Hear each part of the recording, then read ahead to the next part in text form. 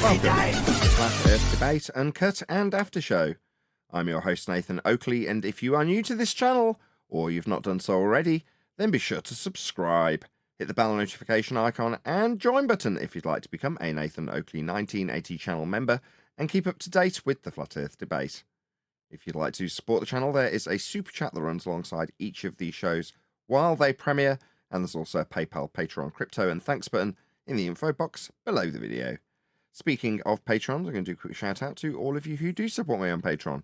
So a massive shout out of thanks and appreciation to Moon Harvest, Amish Earther, Naughty Thumbnails, Mitch Kennedy, Original D-Rose, Rod, The Name's Burley, Twad Wazzle, Jason Hornsby, Christoph Fournier, Flat Earth Travolta, J Mels 24, Unimento, M Iron 26, Endless, Flat Earth Sage, Goldie McKinnon, Retro Bill, More Books, Fiber Oats, John Kays, Patrick Gunnels, Banter, Mel B Styles, Hairy Blade, Mobile Max 777, Rob W, Reese Pound, Del West Watson, Maria Nealand, Unbelievable Productions, Blue Ridge Ranger, Abraham Mohammed, Skeptic 936, Life is Short, Texas Mike, Tina Baker, David Wayne Foster, and Dank. So another massive thank you to all of you for supporting me on Patreon.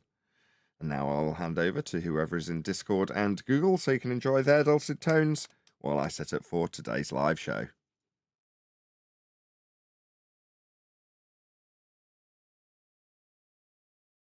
I've got to stop watching stuff that isn't benign.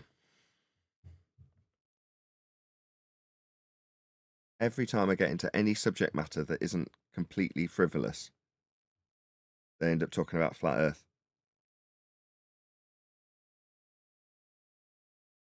And then the inevitable having to cover it on the show. Sorry, John, what were you going to say? I was going to ask you, what was you watching this time? Jordan Peterson. You have a listen. I'll stop it periodically so I don't get any copyright strikes or anything, but you have a listen. Publications, 80% of humanities publications now garner 0 citations. That's not very many citations. And it's so, and the little trick, as far as I can tell, is what happens is that people write something that no one will read. They know perfectly well that no one will read it. They circulate it around their tiny group of compatriots who occupy the same little. Okay, so, well, I don't know why I'm getting a whirly whirl. Obviously, I've got crappy internet today. Wonderful. Okay, so you're going to hear things in this that you're going to go, oh, area on the intellect. Just pause it. That I agree with until a point. You'll get where I'm going. Spectrum. Yeah, it sounds like you're making a point about primary source research, but he's also making a point about, you know, the way your citation should back its claim. That's our complaint. Exactly. So while I'm listening to this, I'm nodding along for the same reasons you've just illustrated. Whirly whirl. Okay, this is going to be a painful show, I can tell already. And it's published by major journals who sell it at inflated prices to libraries who squirreled away to and only increase the noise to signal ratio in relationship to the sum total of human knowledge. It's a scam from top to bottom. Here's one of the things that really bothered me about what was going on in Ontario, and this is happening everywhere, and I made this claim when I made my first video, since we have to get into this. So the technical claim in the Ontario legislation now, and this has already happened in New York, by the way. This is not only a Canadian thing. Does tend to preface stuff a bit too much, doesn't he? It's happening in Australia, it's happening in New Zealand, it's happening everywhere. Here's the claim. There's biological sex, there's gender identity, there's gender expression, and there's sexual proclivity, and they vary independently. That's not true. Not a bit of that. Hey, Nathan. Yes. I couldn't hear it coming through Discord. Can't hear it in Discord? No. Anyone else having that problem? Hit play again. The correlation between biological sex and gender identity exceeds 0.99. It's yeah, we can hear it. Yeah, I hear it now. Virtually perfect. It's the very definition of non-independent. So you think almost everyone who's biologically male identifies as biologically male. Almost everyone who identifies as biologically male dresses and acts male. That's the gender identity element. And almost everybody who is biologically male, who identifies as male, who dresses as male, is in fact heterosexual. Those things are incredibly tightly linked, but the technical claim in the legislation is that they vary independently. Wrong. Now, I got in trouble for saying that because what... Was that someone from our panel or his panel interrupting? His. What people claimed was that I was denying the existence of people who don't fit neatly into the gendered categories, which I wasn't doing at all. 0.01 or whatever the percentage may be, that wouldn't fall neatly under that correlation. So certainly if there were a perfect correlation, that would work. But if there's not, it would seem perhaps that you're excluding certain people, right? So if most... After watching this and picking it for today's discussion, I thought I'll because I came across it, but like always, it's just randomly thrown up by YouTube. And then after you get into one video, you go, okay, I'm going to cover this. Let's see what else Jordan Peterson's got to say. Now, I'm aware of him, but, I'm no fan of Jordan Peterson. Not that I'm saying I don't like him either. I'm not saying that. I'm just saying I wanted to get an idea of the cut of his jib. So I went and listened to a few other videos where he's decrying the quote-unquote science that people have put out there with tests, only to peddle his own pseudoscience as being science and him being a scientist. Like, okay, now I know the cut of his jib. He's fair game. Most people tend to identify a certain way, but there is that 0.01 that's not. I was never denying their existence. Okay. I was denying the validity of the claim that those 4 levels of analysis existed independently of one another, which they don't. It's a false claim, and the reason that the radical social constructions who are pursuing this line of reasoning, which is completely discredited as far as I'm concerned, I don't think it's any better than claiming that the world is flat. The reason... There it is. Ow! There you Damn. go. I'll leave you Oh, to that it. old chestnut. Go ahead. John then Paul. Like, everything you said is ridiculous and you're like a flat earther. Yeah, that sort of quip. That guy, I don't like his voice for whatever reason. Cheat coming from me. He's been taking, elocution lessons from Kermit the Frog or something. Yeah, fair enough. And in fairness to this guy, it's a throwaway line to him. He uses it to exemplify the point that, everyone knows that these people are dumb, and he's just trying to make his point. I don't think he knows anything about this. Right. No, he doesn't. Did you see my message? I don't think you've seen my message in Skype, have you? Was it in Master B? Was it just below this posting about... No, it's to you because it's about the delivery. It's out for delivery with DPD, and it's either coming to you or me, but I don't know which. Okay, this is the faulty, according to them, not faulty graphics cards, either coming to one or other of us. Yep. Okay, I'll let you know if it comes to me. You let me know, and I'll send you a label. And what I'll do is I'll test it in my beast when I get to build it. I haven't got around to it yet. Oh, okay. Cool. We'll test it. Me and my brother will test it in there. Fair enough. There's a lot of power, and that might be a better option than my TI. And then if that's the case, then I'll just sell my TI to someone. Fair enough. At least you've got the options when you're building it, because the TI, I had another look at it on the spec sheet, and on reflection, it might be a bit too powerful.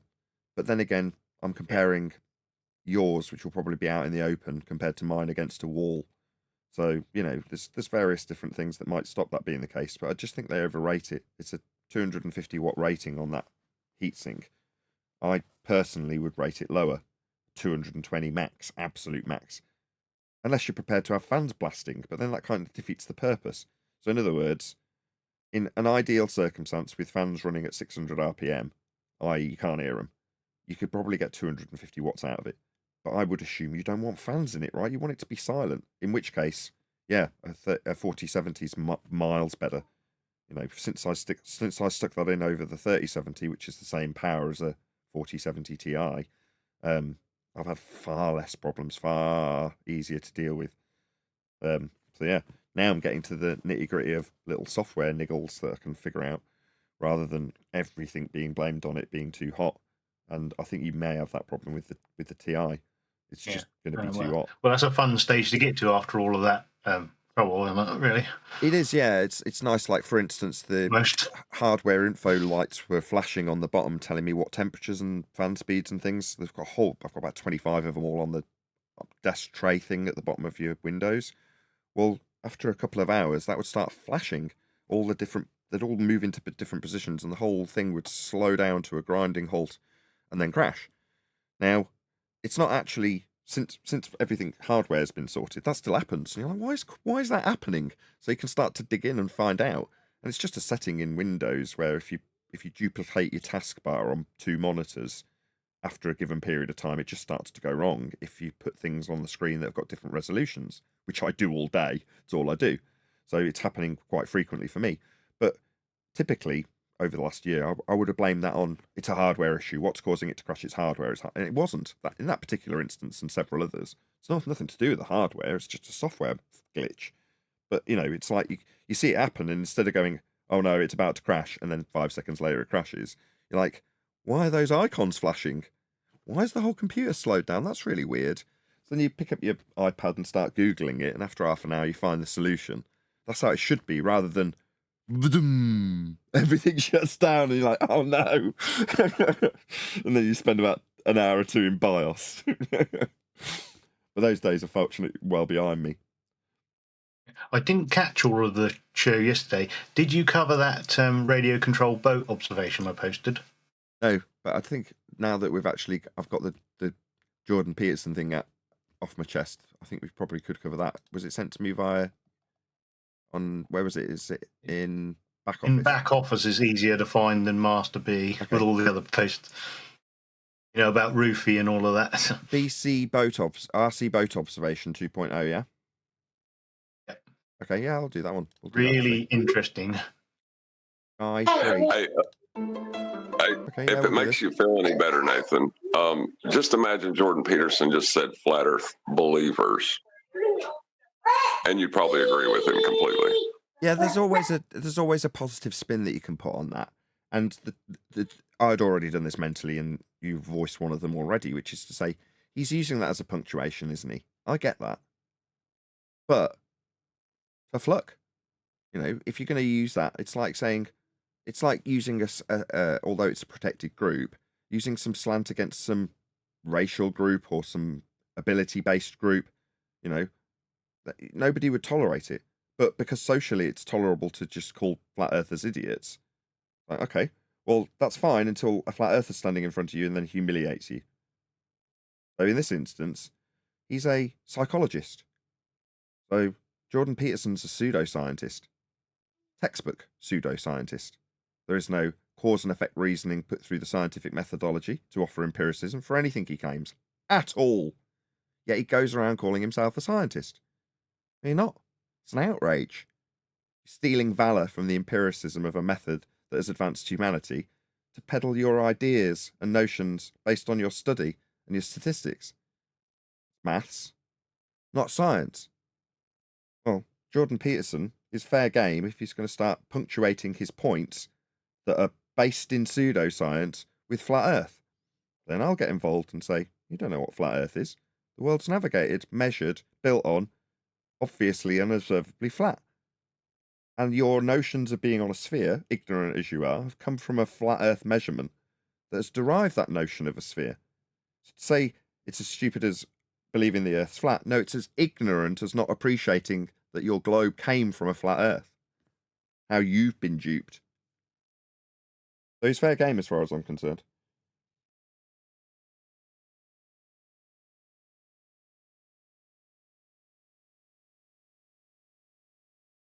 Probably not enough to cover on the live show, though.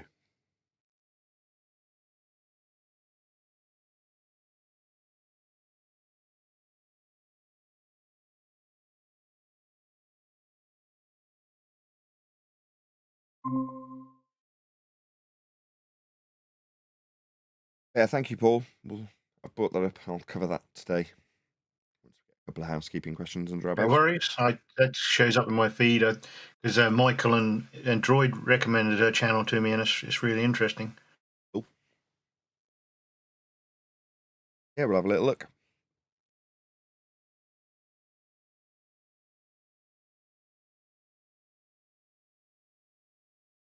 Anything else been going on? QE show tonight, haven't we?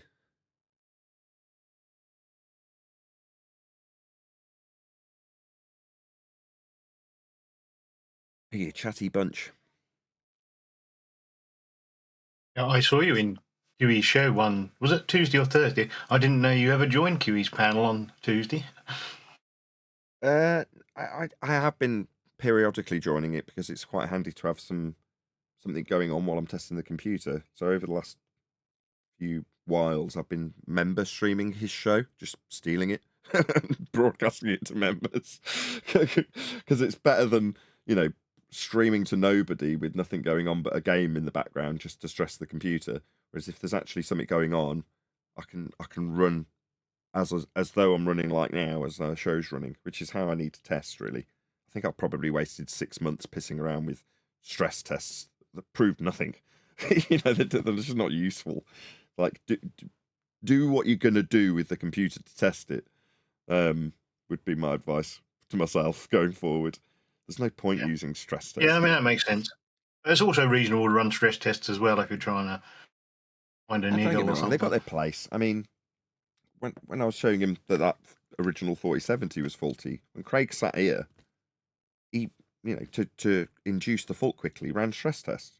So don't get me wrong, I know that they've got their place, but if you're testing for stability, just outright stability, the best thing you can do is just, if you're a gamer, run the game. If you're a streamer, run your stream, and just don't stream to the public. So for me, that's, like I say, streaming to members because they're a lot more tolerant of crashes and things. But you know, that's the way to stress, really. That's the way to stress test. Just do what you're going to do.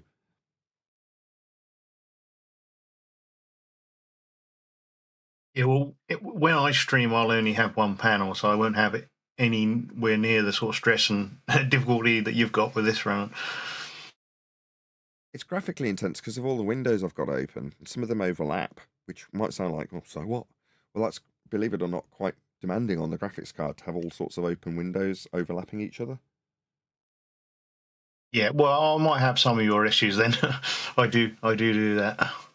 Or you need to do it sometimes, don't you? It's just no other option. Yeah, well, that said, I mean, it was taxing for the old computer. It was one of the things that I had to be really fastidious about, scaling the windows correctly so that the tabs, or not tabs, the windows didn't overlap, because everything would get slow. Whereas on this one, I don't care anymore. Actually, it's so powerful that who cares? You know, so I don't really fuss myself as much about not doing it. But I do know that in the back of my mind, it's got to be powerful to be able to do various different things. People are going to be listening and going, "What are you talking about? Having windows overlapped?" Yeah, having a live window overlapping and live and running and, you know, caning the memory continually does actually put a fair amount of stress on the computer. Yeah, I mean, I quite like the look of Restream. I think for you, you'd be downgrading your bitrate and everything because you have to pay for 1080, so they're not that generous. Wow. You can broadcast. Then you could stream onto Rumble and YouTube and something else at the same time because Rumble is growing and there's a big like Jordan Peterson stuff on there. But if you search for Flat Earth, you only really get people re-uploading David Weiss stuff and that. So there's a big empty space where some content could be. And I would like that to be filled with FED type content if we can. I was on Rumble. Am I not on Rumble? I thought I was already. I tell you what the market is really open for is people to crush people like David Weiss, Jeranism, and just show the flaws in their logic. I think that's a wide open market. Yeah, I don't agree. I think that should be something we should walk away from right now. No, I ain't saying it needs to be a flat earthers market. I'm saying there is a market for that. The game is rigged and it's positioned such that we regurgitate the feast of nonsense, right? Flat earthers. So given that the game is rigged, people who've found themselves falling victim to a rigged game, like David Weiss, we've tried to help them and failed. Now it's time to give up. There is only so much you can do for lost souls. My enemy is not David Weiss. My enemy is Neil deGrasse Tyson, if you want to class it in those terms. And us fighting with David Weiss just supports a controlled opposition way of keeping this subject small. The more we focus internally, the less attention we will get externally. So to me, we've done our bit now with David Weiss and Jaron and whoever else is regurgitating feast and nonsense garbage. We've done our bit. Now it's time to divorce ourselves from this, if you ask me. I mean, that's always been my attitude, but I've never necessarily verbalized it in this manner. No, I ain't disagreeing with you. I'm just saying there is a market for, smashing flat earthers. Just is. Yeah, and that market's already fulfilled with an anti-flat Earth, Not very well. Come on, they're not very good. They're not very good at doing it. That's their place in this rigged game, though, isn't it? Their position is to.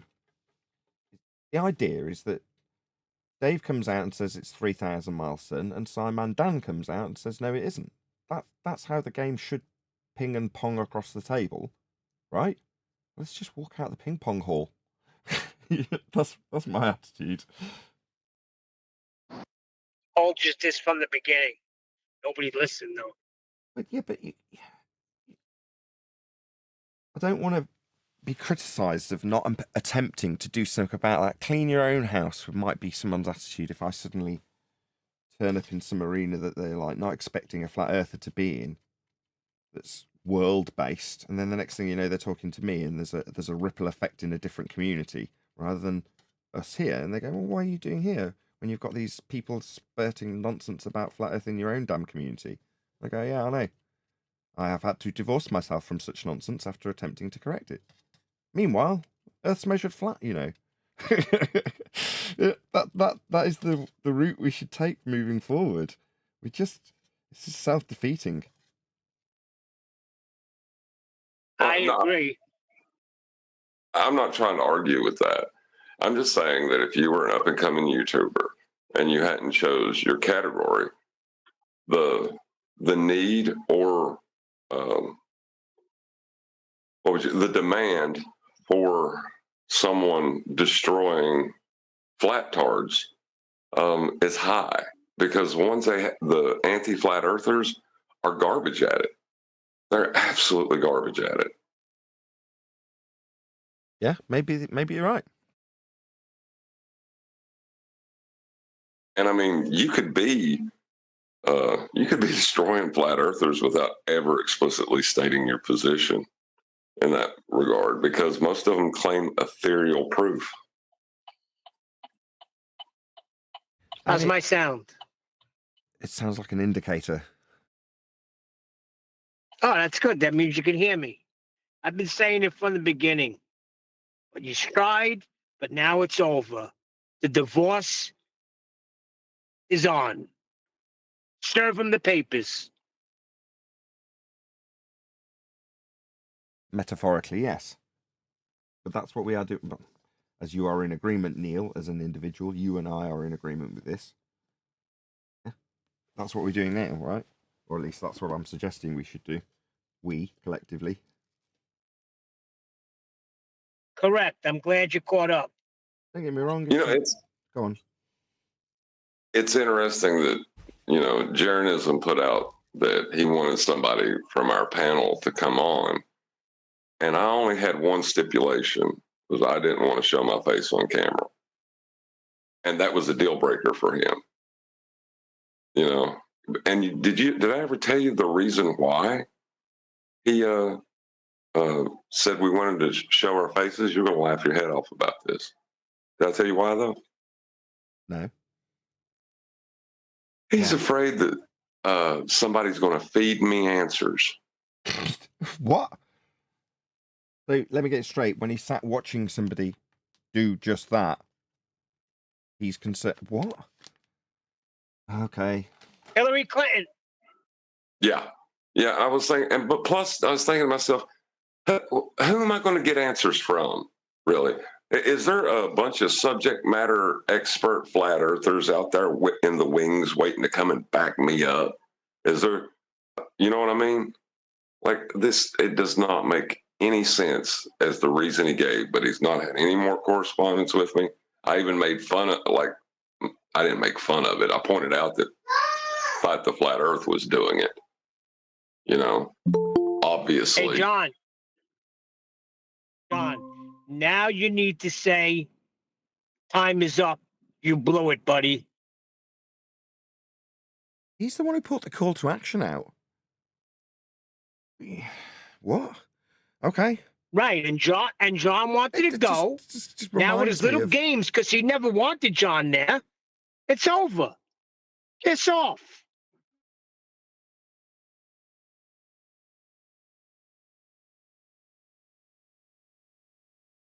It just seems really weird to me. Like I went out of my way to speak to him about it. I gave a concessions about making claims, which I didn't need to do. I don't. I still say I don't need to. I tried to give it in a way that would be honest if I was going to. And, like to say that me not being on camera is a deal breaker because I might be fed information. It's an absurdity. You can be on camera and get fed. That's what? Whatever. He never wanted anyone there. That's the point.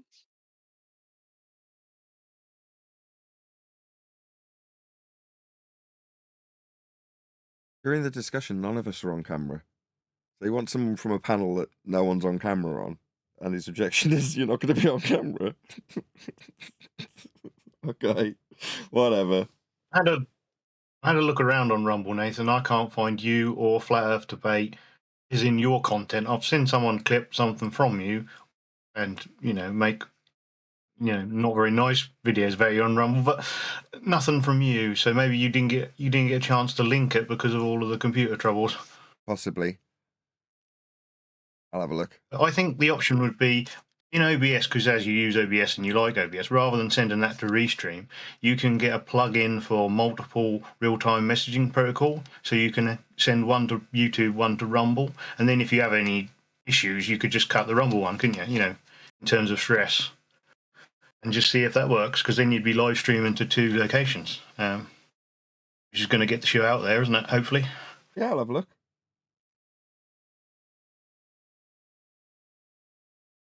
Easy enough. They're going quite well. I mean, I know it doesn't look quite as nice as YouTube when you're watching someone else. I don't know if you use Rumble much, but they've got memberships, super chats, and assumably they have chat moderation and things like that. So they're sort of trying to make it like a YouTube clone for people. I see. I think it's Odyssey, the one that I'm on. Yeah, unfortunately, they got caught up in trying to make cryptocurrency, and the FEC or whoever they're called have shut them down. So I'm not sure how long Odyssey will stay up, because Library Inc. has been closed, I think, and they own Odyssey and that GitHub. So both of those might end up going. Oh, right. Wow. Yeah, see, they wanted to try and make it so you could buy their crypto library tokens with dollars. And as soon as you do that, that puts you under the purview of the federal government. And that was a bad move on their part. They should have just earned money off creators and viewers like YouTube does. Because crypto's fine, but they'll have to have kept it all within library. Trying to make it so you can exchange it for dollars brings all sorts of regulations on them, and that's how they got them. Wow.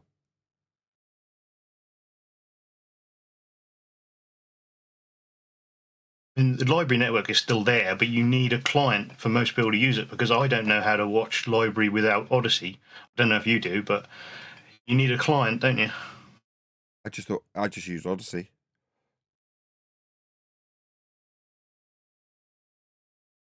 So the videos won't go anywhere, but the software that people use to view it and make it viable is now in a company that's been foreclosed. So I see. someone might rescue it. We don't know what form it will take, but that was getting pretty good as well. In terms of alternative thinking people on there. A lot of people, lost their YouTube channels, so they went on Odyssey. I guess Rumble's doing better for that, especially in the political area.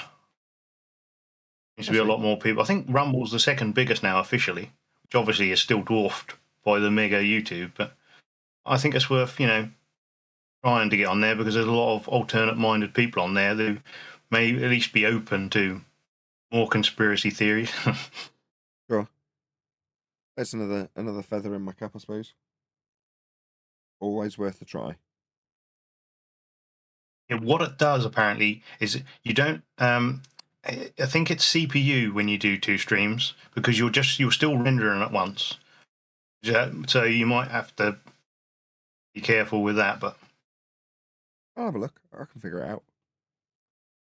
I think it's interesting that once you become a public traded company, the public interest is placed upon your shoulders, so you can be forced into a long play.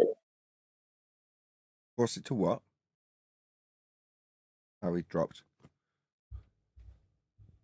Arthur, what's up, Arthur? Great. Good evening, everyone.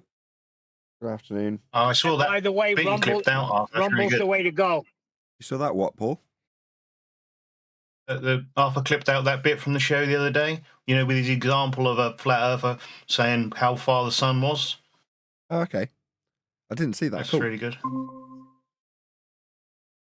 Yeah, and at that time, Nathan did not release his entire video for members. So I was just having a look at the entire video, and there were so many good parts, which also I'm going to clip and maybe do a live stream soon. Cool. Now, don't mind, you were courteous enough to ask first and foremost, which is always nice. But obviously, if there's some non-friend of the show that's just stealing your stuff, basically, not that I'm implying you're stealing it, but putting it out before I even have, is fine, as long as you've asked and you're commenting on it. So, fine. And that was Arthur's example as well. So. Him talking in the clip most of the time, in his clips, it's mostly him on the show, just happens to be him before I published it. Sorry to talk about it in third person, Arthur.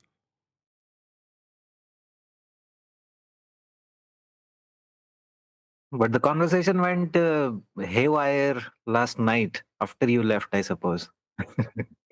It was really interesting. Oh, yes, it did, Arthur. Very good. You hold them to task when they use those words. What words? Thank you. What words? What was the word Brian was using that you weren't? He wanted a definition for. Hold on. Density. Density, correct. I can't believe that Brian gave an example that you have two 1 centimeter cubes. You put helium gas in one, you put some other gas in the other. Now, which one has more volume? That was his question. I More really volume? can't believe. More volume? Yeah. They both got the same That volume. is what. That's what we were also thinking. What was Brian's question? Anyways, it was regarding the definition of density only, because in order to define density, you have to define mass or weight, because density is defined in those terms. Right. Well, that and there's two densities. There's a molecular density, and then there's what we call volumetric density. So molecular density is a bit like mole, and volumetric density is a bit like quantifying weight versus a pressure. I don't know, how would you qualify it in terms of volumetric?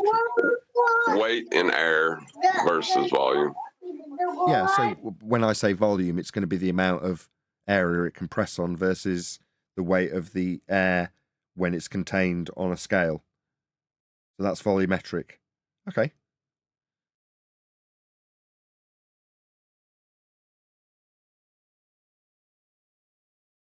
Learn something new every day. I don't think people should use the word density whenever they're talking about gases. It's just confusing. You should just use pressure. I agree. Brian does it all the time. Like relative density is like weight over volume.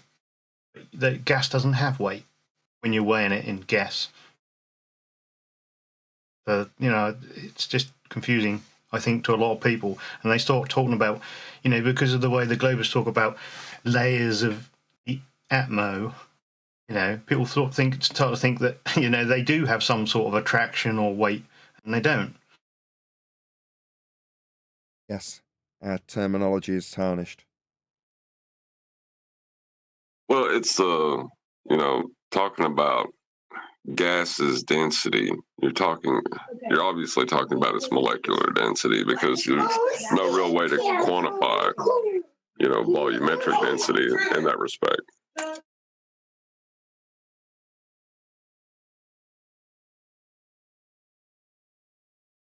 Not there ever any need to do this. Why are we explaining pressure and density at all? We have no requirement to, beyond debunking their notions of gas going down. That's the only reason that we're into this. That's because That's most of what the I have people we learned engage with. in your shows. One more time, I'm Michael. sorry, but that's what I have learned in your shows also when I was put to task for using the word weight for gases. But that's exactly what I wanted to point out, why the other panel members do not stick to the same standards when Brian is saying something like oxygen is not actually heavier than helium, it is denser than helium. Then why are other panel members not questioning Brian I do. to define density? I do. I absolutely do.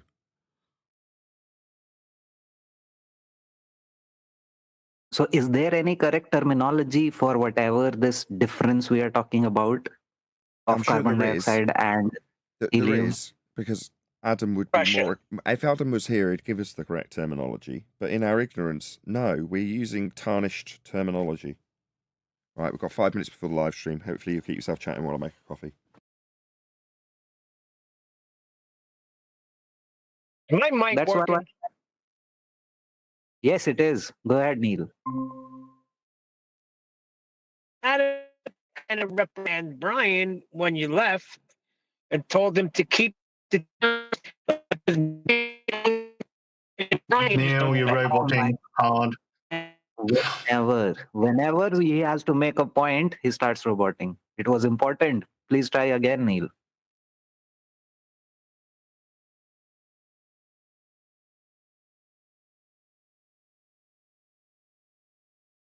Nah, he's completely gone. I'm just going to say it's because most of the people we engage with surface skim Wikipedia and Google, so we have to explain stuff to them. That's the main reason.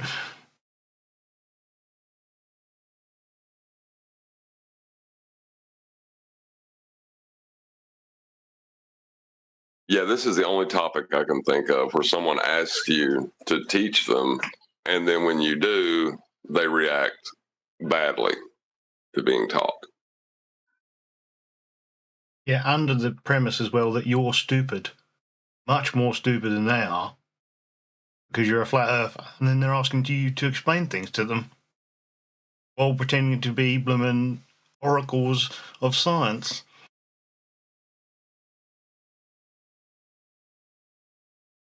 Yeah, you could be using them as the citation, and they would say your citation was stupid. Like, seriously. They could say you were actually standing on top of a lighthouse when you're 6 meters below sea level. What, Rufy? Hey, Rufy? I think he would rather say such absurdities than deal with level. He just used the word level with the C. But as long as he ain't got to focus on that, he would argue that you're lying about something ridiculous like that. I put a timestamp in Master B just so we can hear his case or his argument. And then we don't have to listen to too much of him, because the first part of the video is him just calling Tinfoil Hat Man names. So there's no point listening to that.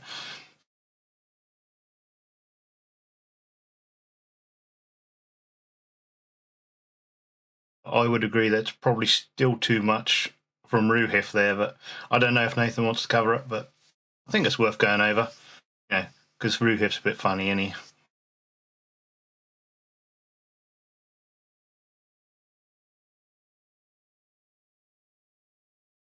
He's got nothing old Sean Hawkins, though. Sean Hawkins is a smarter spoiler. So,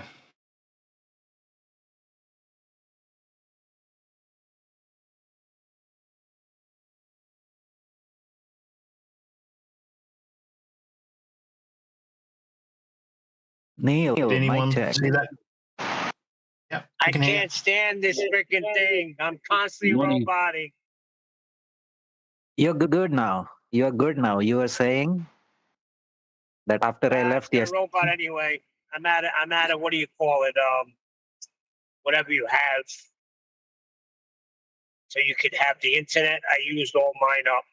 And it ain't gonna turn over for another 3 days.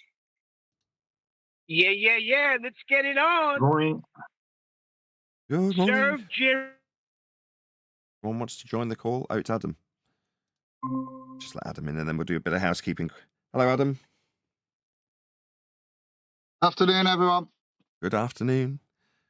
Oh, before you do housekeeping, you gotta serve Jiren and that whole crew their divorce papers. That's okay, let's just explain something to you, Neil. When you're dealing with somebody that's let's divide the conversation from Jaron. I'm not suggesting this example is him, right? As you've just brought him up specifically, because we were discussing this in the pre-show. When you identify, let's use a more general example for flat earthers, NASA. Once you identify NASA as a liar, you've got a couple of choices. You can keep knocking on their door, serving them papers and shouting from the hilltops with ballads and picket lines, and you can do all of that stuff. Or you can walk away.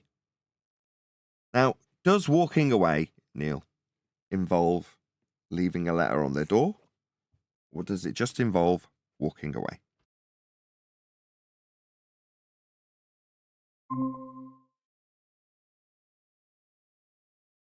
Oh, well, that was brilliant. Glad I asked. Sorry, I hit the disconnect button instead of the mute. Yes, you could just walk away and that access divorce papers. Ignore them. That's what I mean. Right, but there are no marriage papers to annul, Neil. There are no divorce papers. Let's just fill the audience in, because this is now becoming in conversation that the audience is unaware of. My suggestion over yesterday's show was that when we fight with David Weiss or Jaron, or let's pick someone we don't typically fight with, Eric DeBay, all we're doing is moving along nicely with a controlled opposition narrative and a way of keeping us fighting amongst ourselves rather than fighting the actual enemy. Now, if we happen to disagree with the rigged game that is Flat Earth, that is to say, you arrive in the subject through conspiratorial avenues, only to find conspiratorial evidence on the table for something that is matter of fact. So the way to make it seem stupid is to make sure that the people who perpetuate the information are conspiratorial in the first instance, and the information they've got to peddle is garbage. Because then people, based on a credibility assessment of the person giving them the information and the garbage level of the information they're getting about Flat Earth, will come to the conclusion that it's a load of conspiratorial nonsense, and that what they have been indoctrinated with from birth is still true. That is to say that they are on a globe derived from measurements of a flat plane. The actual argument is far more simple than the maybe out on the Kobayashi map we've got puddles of land with the controlled rulers of our existence living there in Hawaii-like climate. Maybe there is, but that sounds crazy when you could just show people how Earth is measured flat and how the Keplerian orbital motions are derived from that flat plane. The moment you appreciate that, there's no other argument to be had. Talking matter of fact, your orbits are derived from flat Earth elevation angle measurements to stars. That's it. Earth's flat. That's how it's measured. Your globe came from that measurement. What more do you want? What's that? I could talk about the beast system and 9/11, and then people will think I'm a nutter. Well, we have to divorce ourselves from the nutters that have been in the rigged game that we have also been in. Let's not be beating around the bush about our involvement with the Feast of Nonsense. There's plenty of stuff we've all spewed up from that feast, isn't there? We're not purely innocent in this. Nevertheless, some of us have identified the game, how it's rigged, and have been pointing it out to the people around us, how that rigged game operates. And we've been braced against. They've gone, I don't want to see how this game's rigged. I'm doing all right in the rigged game. Okay, well, I want to step away from the rigged game, right? I was annoyed from the moment I got here with the conspiratorial nonsense of Mandela effect and clone centers. That's why I landed here with, and I'm like, there's something not right here. And it's been the same ever since. So it's time to step away from the table. Fold. I fold in Flat Earth because it's a rigged game. What's that? You're not a flat earther. Earth is measured flat. There's no need for me to identify as anything to point that out to you. What's that? You think you're on a globe? Well, it came from a measurement of the reality we stand on. It's flat. Well, you are a flat earther. You can pigeonhole me however you like.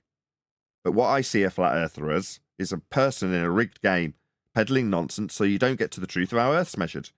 Flat. Those sorts of concise statements about Earth being measured flat are 1,000 more times effective than talking about the beast system, or the Kobayashi map, or the azimuthal equidistant map, or the dome, or the lights in the sky, or the thousands of miles we claim they are above, or hotspots, or Coriolis effect, or Earth curve. None of those things serve anybody any good if they just want to know, what's the dealio here? You say it's flat. It is. Here's how it's measured. See how it's measured flat? Here's how they take those measurements of a flat Earth and imply orbital motion with them.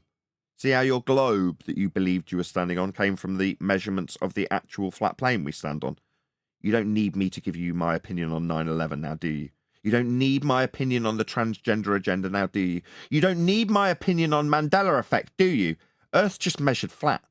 No opinion, no query, no science, just facts. That's how it is. Move on with your day. There's a lot less excitement to be had in the fantasy of a flat Earth when you realise it's just measured flat. You no longer have to concern yourselves with the powers that should not be and the NASA deception when you just know it's measured flat. It's a lot less sexy, but hey, this is an educational channel. Be educated. Earth is flat. We don't need any of the nonsense that goes alongside that notion of a flat Earth when we can prove it's a flat Earth. So the rest of the crap that goes alongside this subject, as Neil puts it, I would prefer to divorce myself from.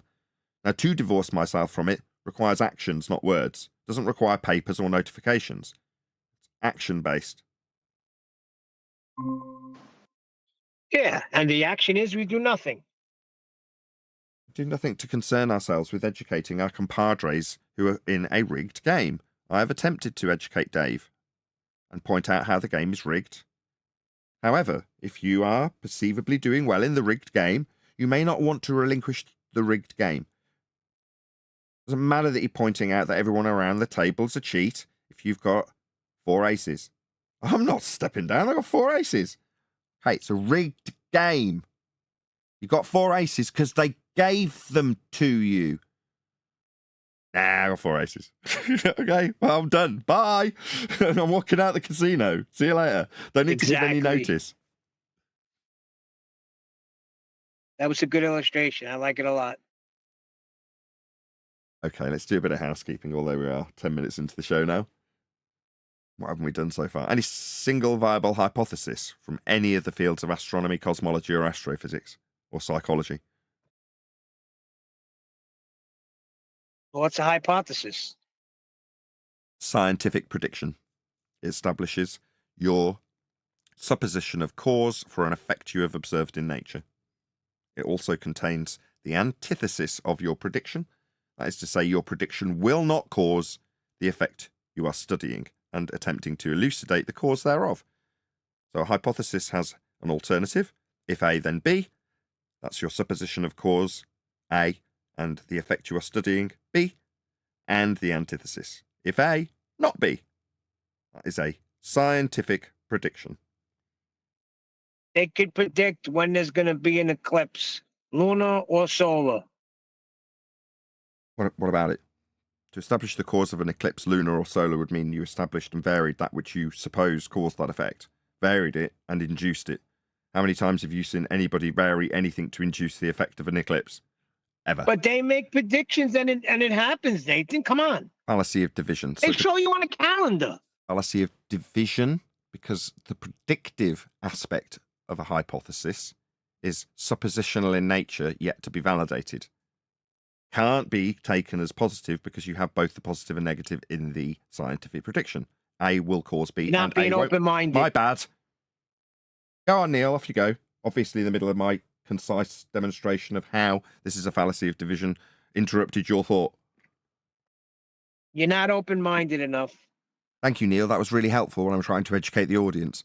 No, to say that you have made predictions would be to say that you have predicted what may or may not cause an effect.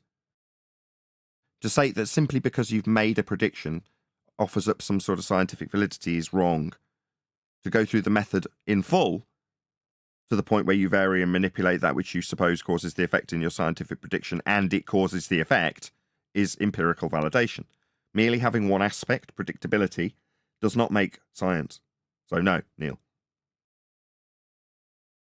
Yeah, but they Hello, think guys. it's science. Oh, I mean, Does my sound good? yes, lots of people think things that, yes, you do. Lots of people think what they do is science. So in the pre-show, we covered Jordan Peterson, who is a psychologist and goes around professing to be a scientist, which he is not. But lending credence to what you say or study, mathematically, statistically, or otherwise, has a better ring to it if you say it's science.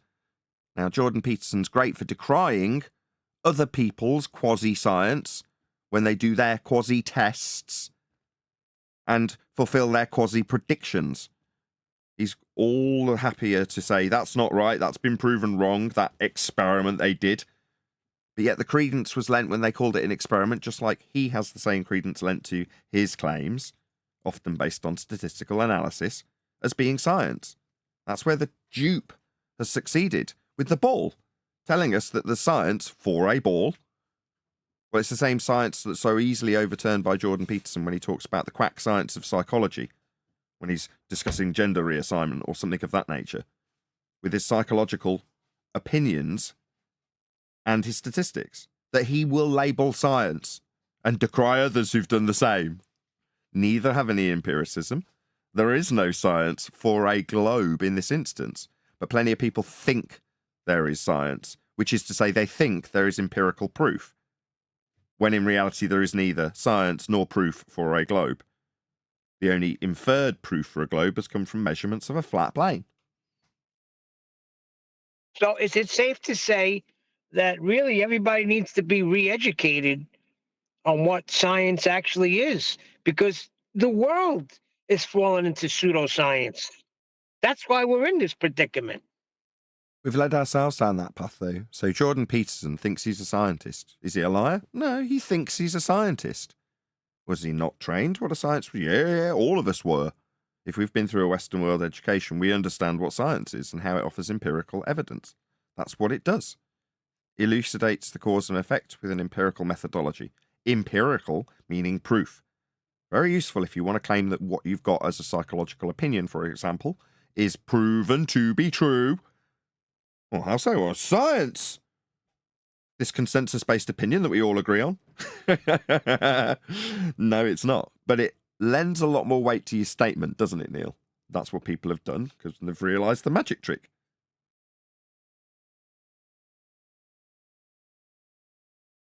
Moving on. Any evidence of a molten iron core at the centre of a presupposed spherical Earth? That's funny. I don't know. That strikes me funny. Alternatively, any evidence of the R value measured on a flat plane. 80 people watching already. Thank you for joining us, all of you live viewers. Please share the show if you've not done so already.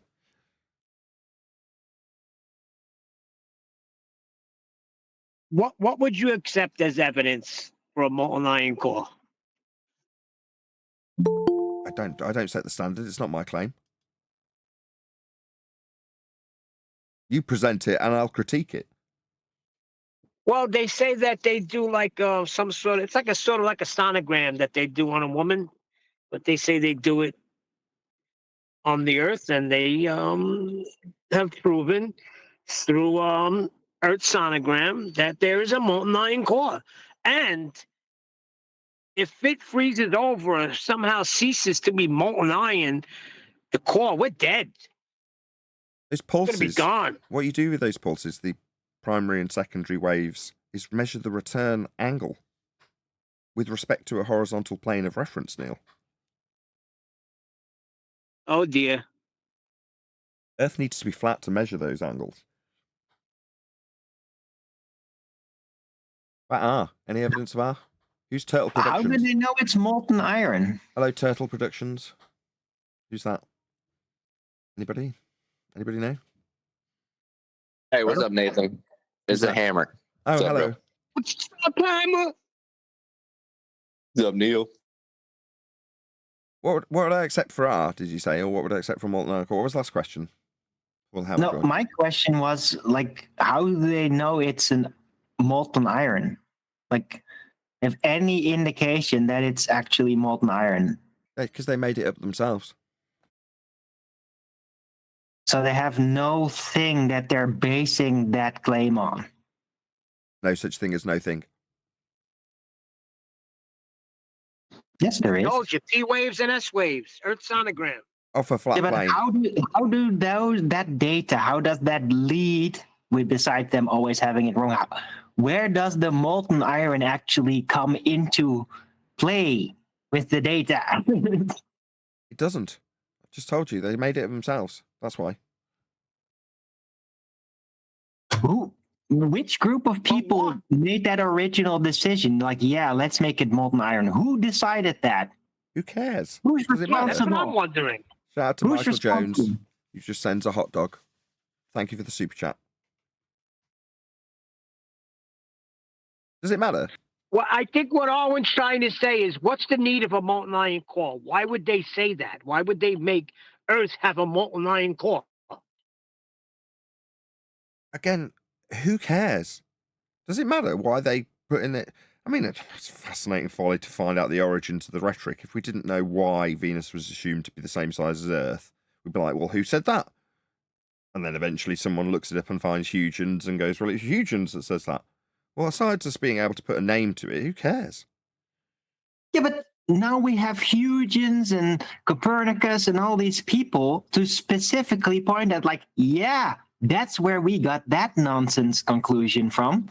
Who made up the freaking molten iron core? Why can't we point at anybody for that nonsense? Because you can't exactly Google that.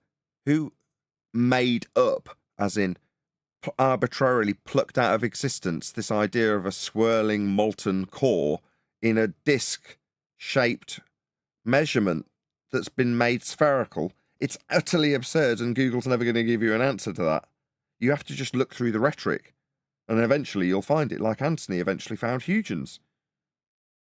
Yeah, but I don't get why not that one when Google's even capable of telling me how an apparent non-actual deviation causes something to happen.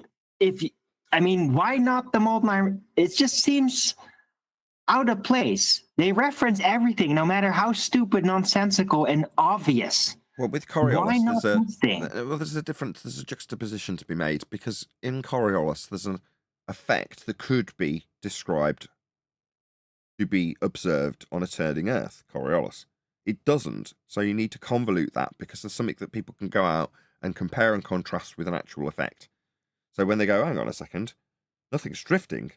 When I just toss a ball, it doesn't drift, it doesn't seem to curve away from me. What's going on? So you type into Google Coriolis effect, thinking, I understood this effect. Toss over a ball. I watched a National Geographic video about it. 3 guys on a roundabout. He tosses a ball over the top, and with them on the roundabout holding a camera, the ball looked like it was curving. But with a drone hovering over the top of the roundabout, the ball's obviously moving straight. I thought I understood this based on the National Geographic video.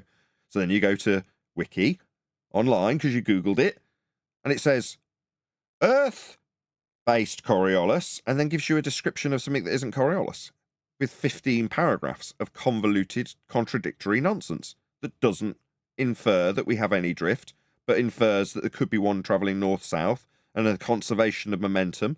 You're like, what are you talking about? not actual drift of a ball travelling straight. It has nothing to do with any of this nonsense about a globe Earth. And as you get to the end, if you've got a brain screwed onto your head, you realise that it's all mitigation for why the effect does not happen. Nothing's drifting, as it would if we had a Coriolis effect. So you need 15 paragraphs in Wiki to mitigate that with convoluted, confusing nonsense. Unlike the molten iron core. Get to my point. Right, but at least I'm nearly there. Bloody hell, I'm answering your question. Juxtaposition, I said. Here comes the juxtaposition before you interrupt it. Unlike the molten iron core, other than a magnetic field, which they infer the magnetic core has developed for us to experience, there is no physical effects of that which they've made up for you to think might happen or have happen or don't have happen as a result of it being there or not being there. It's inconsequential to your everyday existence, whether there is or is not a molten iron core. So beyond the rhetorical story of the molten iron core, there's no need to give a convoluted gather screw of nonsense in Wiki to get around the fact that we don't see some effect of a molten iron core that we thought we might have, but we don't because we haven't. It's so devoid from your actual existence that there's no need to convolute it. They can just state it outright. They can just make it up. So why is it molten? Because they said so. Why is it spinning? Because they said so. Why is it changing direction? Because they said so. No, I mean, all of these things have somebody's name behind it. Try one Why more time. not this thing? One more time, Arwen. You already explained it. Yeah, it's inconsequential, but I mean, all these other things, some of them are not that consequential either, and they all have somebody's name behind them. And this one is like suspiciously left void of any association of a person. It's because it's a joke. That's why it's very rarely, when I do the daily housekeeping questions, 1 or 2 or 3 at a time, I don't often do molten iron core till a Friday because it's a joke. There's nothing in physical reality to claim it's proven. The only thing they do claim with P waves and S waves requires a flat plane to measure the return angle signal. And what else is there to talk about with molten iron core? Nothing. When it gets to Coriolis effect, Earth should turn underneath stuff to cause a deflection. Like the stars are claimed to be drifting because Earth's turning beneath them. Okay, well then Earth's turning beneath helicopters and sniper fire and footballs. So what's that? Neil deGrasse Tyson says Earth does turn under footballs. And they do claim in the rhetoric that Earth turns under sniper fire, because that's what the effect is. But they also claim you won't notice. Conservation of angular momentum. All right, well, why would you claim that? Mitigation for the fact it don't happen, perhaps? Then you need to convolute it with another 10 paragraphs. I guess so. I'm just curious, like, is it known when, maybe this is like a thing to ask like ChatGPT or something, like when did the molten iron core claim or idea become first published? You got the wrong right? idea. You got the phraseology of a skeptic. When was the molten iron core discovered? That's what you need to do. No, but that's not relevant. No, but to keep it technical, when's the first publication? When's the first? 1929, Inga Lehmann, the Danish seismologist in New Zealand. I knew it was the freaking Danish. Those bastards. It's all their fault. Aren't you Danish? No, I'm Dutch. Isn't that the same thing? Screw you, Nathan. It's hard to get that. How dare you? Outrageous. I mean, Denmark is all full of boring grass and Legoland, and I don't even know anything more about it, okay? The Netherlands is all boring and windmills and windmills, and we don't have a Legoland. So weed and windmills. Hold on, I have proof. Well, yeah, weed and windmills, stoners and canals. Yeah, but we're not Danish, okay? Okay, well that's. I have proof of the molten iron core.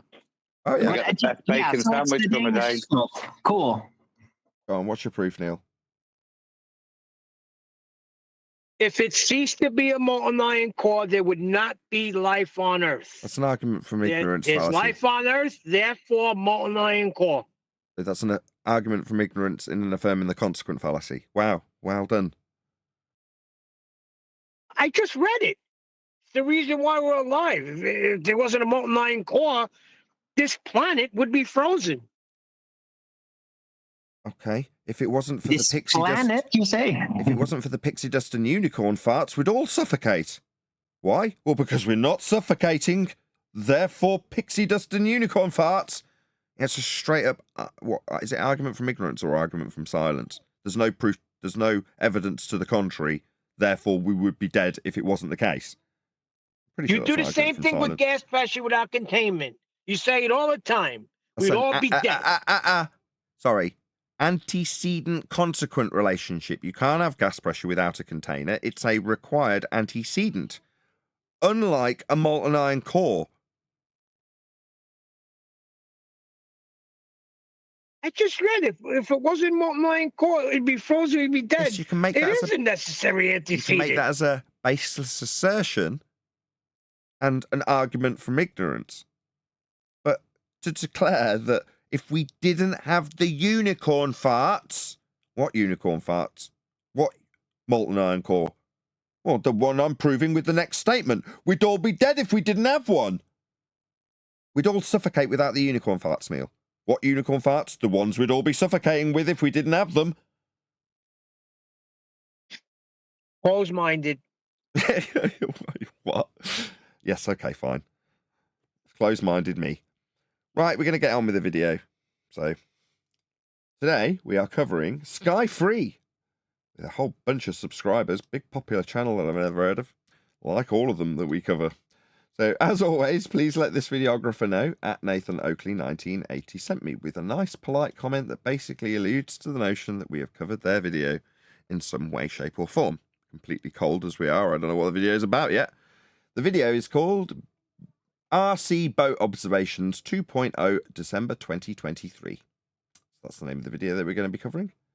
And I know it's not millions of subscribers, it's thousands. It's 1.96 thousand. So it's a tiny subscriber. Not a massive subscriber, it's not millions. My eyesight. Okay, so definitely let this person know and help them in the algorithm. Leave them a comment. Hopefully they'll do a response. And leave a comment, leave a link to our video. So yeah, help them in the algorithm. Love more so than ever because this is a tiny little YouTuber. So let's get into it and see what's what with this RC boat observation. Hello, we have another observation to show you. This one took place between 12:15 and 12:45 in the afternoon on December 10th. The air temperature was around 43 degrees Fahrenheit and the water temperature was about 48 degrees Fahrenheit. Here is a look at an approximate scale of the RC ship in inches. So is this a Flatty video, Paul? It's Paul that's provided this today. Flatty? I don't think she says on the video. She's just giving you the observations without trying to lead you either way.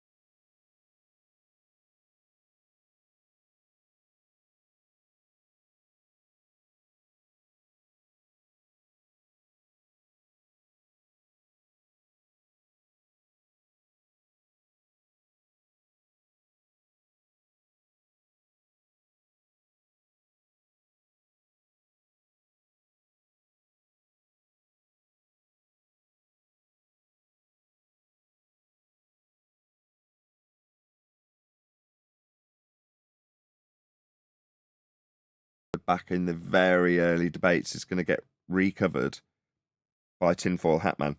Speaking of which, he contacted me because he was like worried about how concise his presentations were, because loads of people were moaning apparently in the comments, which I did read. And I had to explain to him, like, what is it, your third show? You've never done this before? You'd never got the observations before you refined your methodology for doing so. Your first attempt wasn't your best attempt.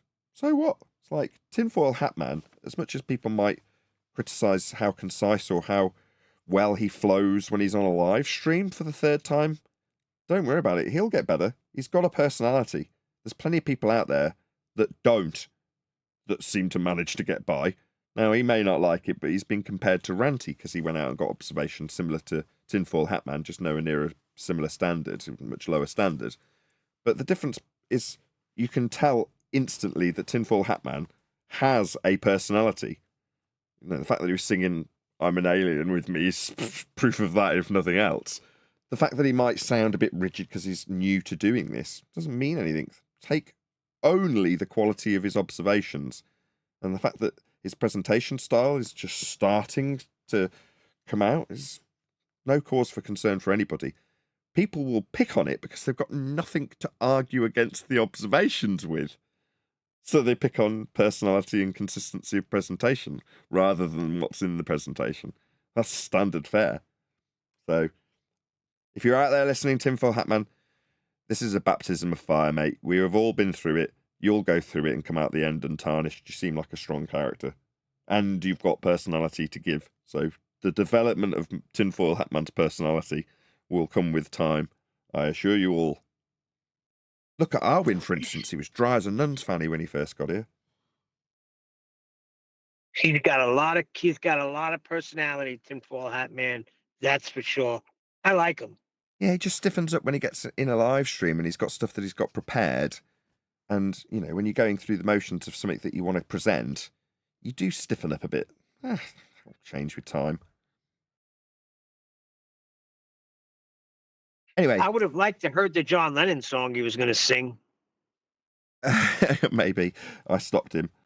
Right, okay. I want to play a bit of Jordan Peterson. It's only going to be 10 or 15 seconds. So we covered this in the pre-show in its entirety. So you've got the full lead up. If you do happen to watch as a member or you're watching in 2 or 3 days' time, just rewind if you're at this point and you want to hear the full bit that we're responding to. I don't know if this is his channel, Jordan Peterson, that is. But either way, I don't think it is. So I'm not going to post a link to somebody who's just robbed his material and edited it for their own gain. But yeah, I can't send you to Jordan Peterson's channel. So I don't know where it is. If someone wants to look it up and post it in the chat, please let him know at Nathan Oakley 1980 sent me. But you can get a general gist of, like I say, what we discussed in the pre-show now. Denying their existence. Okay. I was denying the validity of the claim that those 4 levels of analysis existed independently of one another, which they don't. It's a false claim. And the reason that the radical social constructionists who are pursuing this line of reasoning, which is completely discredited as far as I'm concerned, I don't think it's any better than claiming... Just for context, he's talking about gender. That the world is flat. The reason that they're pursuing it legally is because they know perfectly well that they've lost the scientific discussion. I mean, I debated someone on Canadian public television who had the... Okay, that's pretty much all you need. I'll just play the main section of it again because I rumpused him. The world is flat claim, and the reason that the radical social constructionists who are pursuing this line of reasoning, which is completely discredited as far as I'm concerned, I don't think it's any better than claiming that the world is flat. The reason that they're pursuing it legally is because they know perfectly well that they've lost the scientific discussion. So, scientific discussion is consensus because there is no scientific discussion. There's only scientific methodology to ascertain the cause of natural phenomena. And that is an experiment. Some words that this man uses to bolster opinion or discredit other people's quasi-experiments that they have claimed to have performed that have been subsequently, quote-unquote, discredited. False claims, you say, yet those claims were put forth to their willing witnesses to their claims as science, just like Jordan Peterson does. Now, this magic trick is a bit outrageous when one pseudoscientist, that would be Jordan Peterson, criticizes other pseudoscientists for their lack of scientific validity and false claims. Both are being backed by claim to be scientific validity. In this case, they lost a scientific discussion. Maybe you don't understand these words, Jordan Peterson. Scientific discussion? No. Scientific validity offered through the empirical method of science. There's no discussion about it. If you've been through the method of science, then you have empiricism to offer off the back of your methodology that you've employed. Scientific discussion is just a fancy way of hijacking empirical methodology for consensus. Now, although we conceded in the pre-show that his use of the word flat earth is just to punctuate his point, to say that people who believe contrary to he are stupid like flat earthers, which makes him fair game when he's a pseudoscientist. A quack. Nathan? Yes? If I may, like, he has a psychiatric background in the sense that he's like into that sort of thing. And yeah, he's going to say that psychiatry is scientific too. So just so you could get a good look at like where he's coming from. Really? So Maybe from as that he's, sector. as he's so keen to point out words and their meanings, having definitions, he's currently in a tete-a-tete with his government over their use and forcing of people to use particular inclusive language. Use, not use, but you must use these words, and he's objecting to that. Okay. Maybe he'd like to look up the definition of pseudoscience, because in the definition of pseudoscience, it makes explicitly clear that psychology would be the new science when using a definition, for example, of the use of pseudoscience. There is no cause and effect reasoning put through the methodology of empiricism known as science when it comes to psychology. But yet you can lend all the credence you need to then wait to what you say if you claim to be a scientist, to partake in scientific discussions, which Jordan Peterson does. No, you are not a scientist. No, you have not validated cause and effect reasoning based on systematic experimentation. No, you have not formulated hypothesis, and you most certainly have not done any experiments. And when he claims, Jordan Peterson, to have partaken in experiments because lots of people have done a group study and then they have performed statistical analysis on a group study, that is not science. When you claim it is science, it makes Jordan Peterson a fraud, because it isn't science. Merely statistical analysis based on group study, not cause and effect reasoning based on a hypothesis, not an experiment. When he uses the word experiment, he instantly becomes a fraud, because he's contextualizing those experiments within his science, which he explicitly states. So he's a fraud. Jordan Peterson's a fraud. He's upholding the standard, right, for these new things. Psychology, virology, he's all into that. He all thinks that's scientific. Well, it isn't. Maybe he needs to, as I say, Arwin, look up the definition of pseudoscience. A claim of science that has not adhered to the scientific method is the definition of pseudoscience. If you're going to lay credibility to your statistical analysis by calling it science, by saying they did the experiment because lots of people took part in the group study. No, that's not an experiment. Fraud. If you're going to lend the credence of science to that which has not been through the method, ergo the textbook definition of pseudoscience. But then again, maybe just to punctuate his point, when he steals valor from an empirical method by claiming he's a scientist, he can punctuate that shit by decrying flat earthers. Meanwhile, a flat earther will come along and point out the definition of the word pseudoscience and how Jordan Peterson absolutely meets that definition to a T when he calls himself a scientist and decries experiments and claims that group studies are experiments. No, wrong. Next time, perhaps don't punctuate your point with flat earthers as the stupid ones when you're a pseudoscientist fraud, Jordan Peterson. Not a scientist. You might get a lot of useful pathological information out of like group behavior, it's not really going to be scientific. It's going to be very off the time, right? Because how people respond psychologically kind of tends to change over the decade as culture changes and everything, right? But I'm sure he's able to figure out how people work right now based on these group studies. It's not scientific, though. It's not going to really last for a century, that information. Adam studied psychology, and he, in his base understanding of the subject matter, knew implicitly that it was not science. Now, I would expect Jordan Peterson to know that, yet he leans on that magic trick just as much as any other pretender clown that just wants their point to be heard and understood and validated by the masses. And he needs that word. Well, I am now in this industry, says Jordan Peterson, a scientist. That's what he claims to be now. It's a bloody outrage because he is not. And he should know better when he's discussing. Can I ask you a question? Yeah, you can, yeah.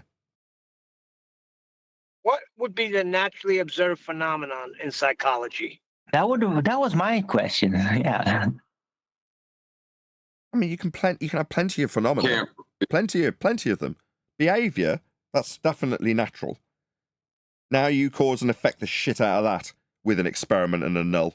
Let's see how you get on. Yeah, but can you avoid it being man-made, though? You know, it isn't man-made. If you're talking about made by the man. No, you can easily categorize behavior as a phenomena, easily. But you try and formulate that into a hypothesis with a null, and you will not be able to do it. Yeah, but if it's driven by an idea of a man, then it's obviously man-made. It's literally the idea is causing that, right? Like only like completely thoughtless behavior could perhaps be considered as not man-made. But as soon as you're going to like, oh, let's think about this and test it, well, your mind is now made that. No, okay. What I'm saying is you could shoehorn it in as a phenomena if you so desired, and I wouldn't object. That's not the problem.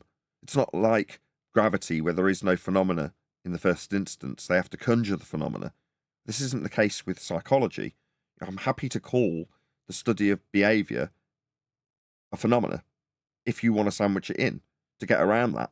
And then you go, okay, now give me a validated cause and effect supposition with a null that you can put through the method. That is to say, vary and manipulate that which you assume causes the effect of this behavior so that you can vary it as a researcher with a null alongside it. So that when you vary it either causes the behavior or doesn't cause the behavior consistently across many experiments when it's systematically validated. They won't be able to reach that standard. That's why it's part of the definition of pseudoscience. You could, to a degree, you know, with basic social engineering, like, for example, the sex not an experiment. Stop. Cell. Stop. You could do that, right? You could do what? Something that isn't an experiment immediately. But you just said that you could think of a thing to do within psychology that could be an experiment if it's just clear enough. So, no, like, for example, the sex cell or the death cell, like higher response rate. No, isn't that something you could test scientifically? No, no, not at all. If you think that you can put... Go on, John, you've been trying to get a word in for a while. I've tried. The problem with that is you're never going to be able to create the experiment. You can maybe form a hypothesis, but I don't know if I would be prepared to call Jordan Peterson fraud. I could call him ignorant, and he's perpetuating something false. As far as I could go with that, I don't know if he's been made aware of what he's saying is wrong. Okay, but as a trained psychologist, you would expect him to understand, as Adam understands, that it is not science. Adam explained that it was taught to him quite explicitly as not being science.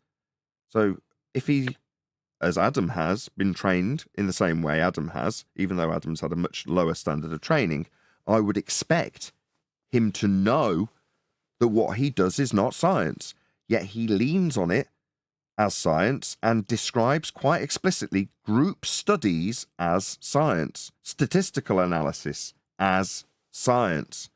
Now, if you are acutely aware that what you do is not science, and then you ascribe the word science to statistical studies, that's maths, then you're a fraud, as far as I'm concerned. Now, I'm more than happy to be challenged on that.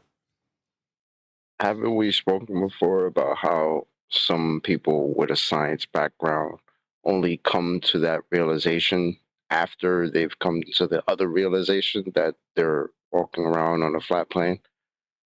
I mean, some of these guys, like, I kind of agree with John. I wouldn't say he's Jordan Peterson is a complete fraud. There are a lot of things that he does talk about that I would agree with, but yeah, I think he may be ignorant of this topic and what type of measurements are out there are the type of thing that he's missing. And he just he does like everybody else does. They all throw flat earth into it. Oh, it's so stupid. Like it's a flippant, archaic model that they all think it is, right? So some of these guys, I mean, Adam realized that some of the things that were supposed to be science wasn't science, right? I think maybe even QE did. John D. I mean, these guys have to do a whole retake on what science was and what they've been doing, right? So I don't blame Jordan for it, but it sucks that people just throw it in there like it's nothing. It makes him fair game, though, doesn't it? I mean, if you're going to critique us as being stupid by generalization, stereotyping fallacy, which he has done when he uses that to punctuate his argument, okay, I'm a flat earther. No worries. Yeah, let's I agree. You take credence from my stupidity, Mr. Pseudo-scientist, who definitely doesn't have any empirical methodology to back his studies based on statistics. That's pseudoscience, meets the textbook definition of it. Now, perhaps when you called foul on flat earthers' stupidity, you weren't expecting the flat earther to turn around and point out how what you're doing is pseudoscience. Don't poke fun at a group that you don't know anything about, and you won't have that problem. Say again, Chocolate. Sorry, Nathan. No, you're good. No, and I was going to say, I think that's it right there. They don't realize that, that's the type of thing that they could be responded to with, right? They might just think, oh, it's just flat. They don't realize there's a bigger discussion, even though that would kind of be a category error anyway, because flat Earth is not scientific, right? Precisely. With that, I'm going to say if you are watching this on either Nathan Oakley 1980 or Nathan Oakley Premiering Streams, then stay tuned as there will be an after show to follow. Meanwhile, we got real shit going on right here that we can deal with, or we can focus on, but nah. Let's talk about light years away. It's insane, man. I missed the start of that. I was saying that it sucks that so many people have been duped for so long by so many things. And it's like we spend a lot of time just trying to recover that ground. I'll use the pun again, because we're just wasting time in a lot of ways. Like as humanity, not us. You know what I mean? Focusing on what's going on a light in the sky that you think is light years away. Like people running around saying, I'm an exoplanet astrophysicist. Like, really? That's a thing? That's what you do to make the world a better place? That's your, contribution? Great. Telling us what's going on a light in the sky that you can't prove at all. Just making up stories. And people like Sabina will tell you, it's great. It's a great career. It's insane, man. Yeah, I mean, in the short term, they don't care, but in the long term, their legacy is kind of pointless and will fade into obscurity, right? Same with Copernicus and Kepler. weren't shown to be wrong. It's like L. Ron Hubbard or something. No one's in the brief history of L. Ron Hubbard and Scientology. Once that eventually fades into nothing, it's not like he's going to go down in the annals of history as something important. And it'll be the same with heliocentrism in the big scheme of things. So if you've studied that, like, well, you're on a hiding to nothing in terms of your useful place, your useful mark on society. It's worthless.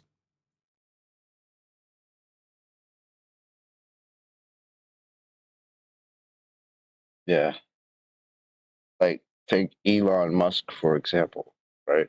The bit of a quirky weirdo, right? Rich dude, the richest in the world. And there are a lot of things that he says that I would agree with.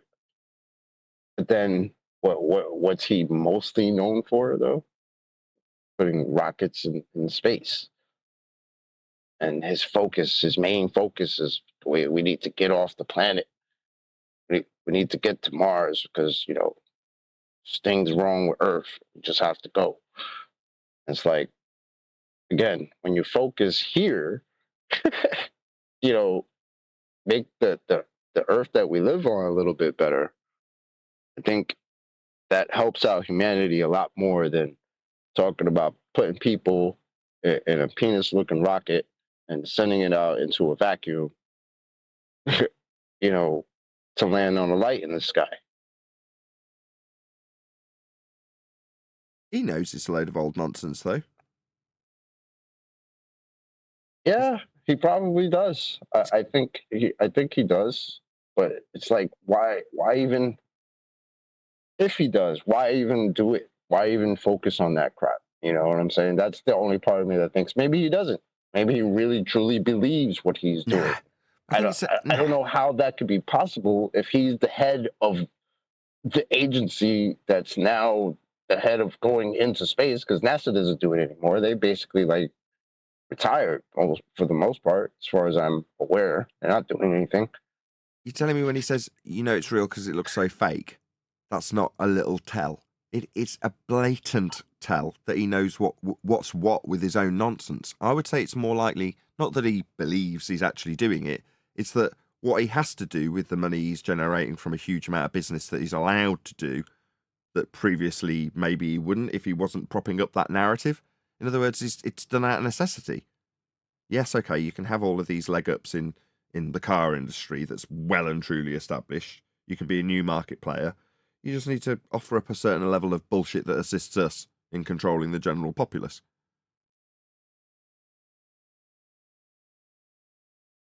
Remember the Simpsons episode when they were talking about the stonemasons and they had a little song?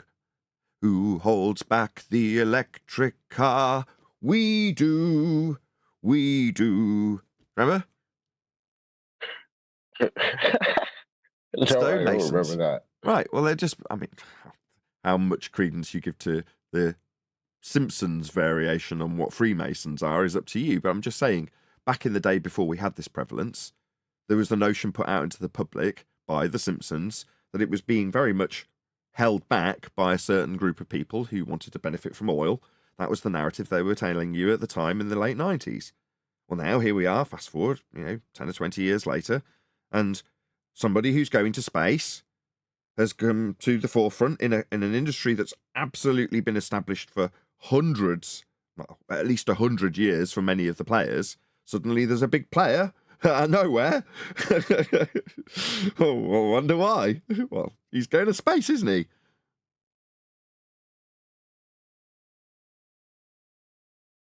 Yeah.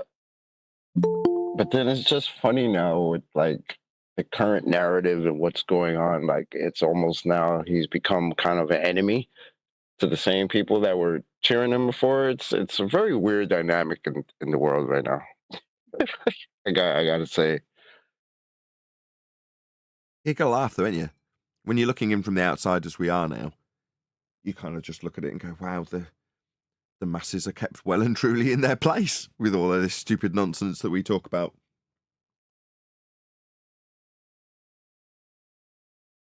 Definitely.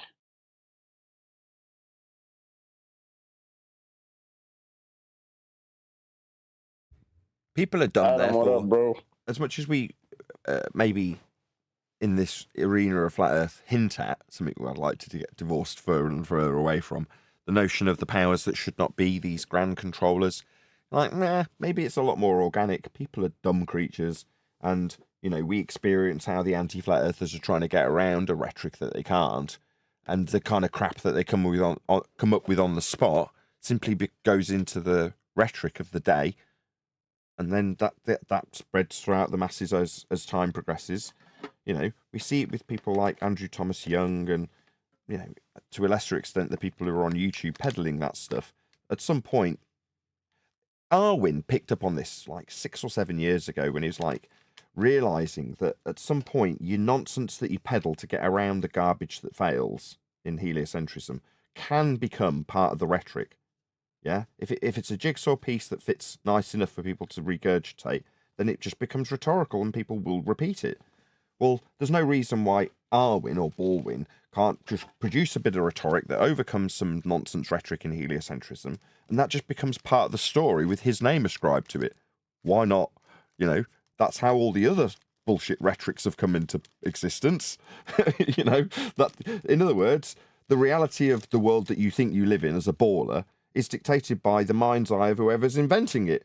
Molten iron core, brilliant subject matter for today. Why is it like that? Well, because a guy decided it. Well, it's not that arbitrary, is it? Absolutely is. When Kepler's coming up with orbital motions, why? Well, because he came up with them that way. There's nothing more to it. So this whole stupid nonsense road of being on a ball has only come from the daft stupidity of men, coming up with explanations for things they can't fathom, and then that being consensus driven into the mind's eye of the populace. So to picture it being the hidden hand and the powers that should not be is like, nah. In many of the cases, you can actually track down the actual reason why we have elliptical orbits. Well, the church wanted to know when Easter was. That's all it boils down to. The fact that we've now got the claimed journeys to the moon having to account for these ellipses. You're like, what? Because Kepler said so? Because the church needed to know when Easter was? That's what it really boils down to. But if the guys over the last couple of 100 years that have heard that have gone, no, it's because of this bullshit story that I'm going to slap on top of it. And by the end of it, you end up in the 20s and molten iron cores being invented by some random Danish guy. Why? Well, because he said so. There's nothing more no. It can be completely arbitrary with a made-up story. As long as it works in the mind's eye of the person imagining it, that's really all that matters. So Arwin can have his whatever Arwinian units to the sun or whatever bullshit story Baldwin's come up with to explain some nonsense in heliocentrism. There's no reason why that can't be part of people's world. You can literally change the world if you can get this into consensus. It's nuts, it's stupid, it isn't true, but it is. People actually think they're on a ball. Well, why? Well, because the consensus says they are. So in their mind, they're on a ball. That's metaphorically or figuratively, so what you're saying, phrase it. You're changing their world. It's so weird. So what you're saying is the ones who come up with the coolest story get to shape reality. Yeah, absolutely. Not necessarily coolest either. Just the most, I don't even want to say profound, but one that can explain it. Why do we see this boat where we shouldn't see it because Earth curve's in the way? Not Earth curve's not in the way. Slightly looming non-standard refraction hyena. That's why it's there. Oh wow, I'll say, that makes a lot of sense. Here's the maths. Ooh, we got maths too. Ooh, that's our world then. The whole world's refracted. Roll on 50 years. See this hand in front of your face? Not really there. Okay. Yeah, now you gotta say, is that a cooler story than, hashtag shit shrinks? It's just gone because it's too far away. Like, so the cooler story that it's gone over a curve and now is at somewhat of a different angle than we like. And meanwhile, we're spinning, and we got water sticking to this outside of this. That's a cooler story, or all of that put together. Then it's just far away because it's flat. Yeah. Half a sign conversion came from like a public outcry or a public like challenge or something from memory. Adam was telling us about it the other day. Like, there's a call to action for people to come up with this formula to solve a problem, a very realistic globe Earth problem that doesn't work in the rhetoric. So they put our challenge to the masses. Best one wins and becomes the way we will describe our reality when it comes to mapping and projections of the world that's spherical that we definitely stand on. Anyone care to help us solve this problem? Like, what? Solve the problem with the world that should just be as is. Shouldn't be any problems. Why is the problems? Why are we spending money on this? Could you say that Kepler was more or less employed by not the church, but the Catholic Church? Roman Catholic Church, yeah. What's his name? Could you revamp that and say Catholic Church, number one? I can do, yeah. Did I just say church? Yeah, you've been saying it a lot. My bad. And number two, how you know this? Got it from a book called The Sun in the Church that John D was kind enough to send me. Really? Yeah, do you want it? Could you? Not too much into books. Could you pull out some citations in there when you get a chance? If I can find it. I don't know where I've put it, but yeah, sure. Why'd you take away the distinction to Roman Catholic? I don't understand. Say again? Why did you make a distinction between Roman Catholic? I just said Why did I make the distinction between Roman Catholic and there has to be another principle to make a distinction? Well, he said Roman Catholic, and you said to say Catholic. Roman Catholic? What? I think he just means the Catholic Church and the Roman Catholic. Catholicism means universal. Roman Catholic means a whole different thing. Well, that's lovely. I just wanted him to add Catholic Church into his church and Kepler routine. No difference, is there, between Catholic and Roman Catholic? No, there's not. No. Yes, there is. No, there's not. What's the difference? No, there isn't.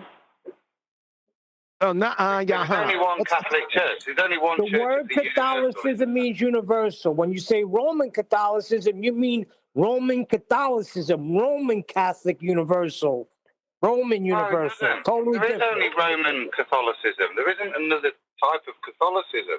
There's only the Roman. That is the Catholic Church is the Roman Catholic Church. It's the same thing. That's what I understood too. You're just missing a word off. Yeah, you're not. There's no distinguishment. They're not different institutions as far as I'm aware. Okay. The first thing I learned. That's how we used to refer to it when we were talking about various schools. Is that a Roman Catholic school? Because that's how it was described. Yeah, the RCC. Yeah. Yeah. Well, what's the distinction, Neil?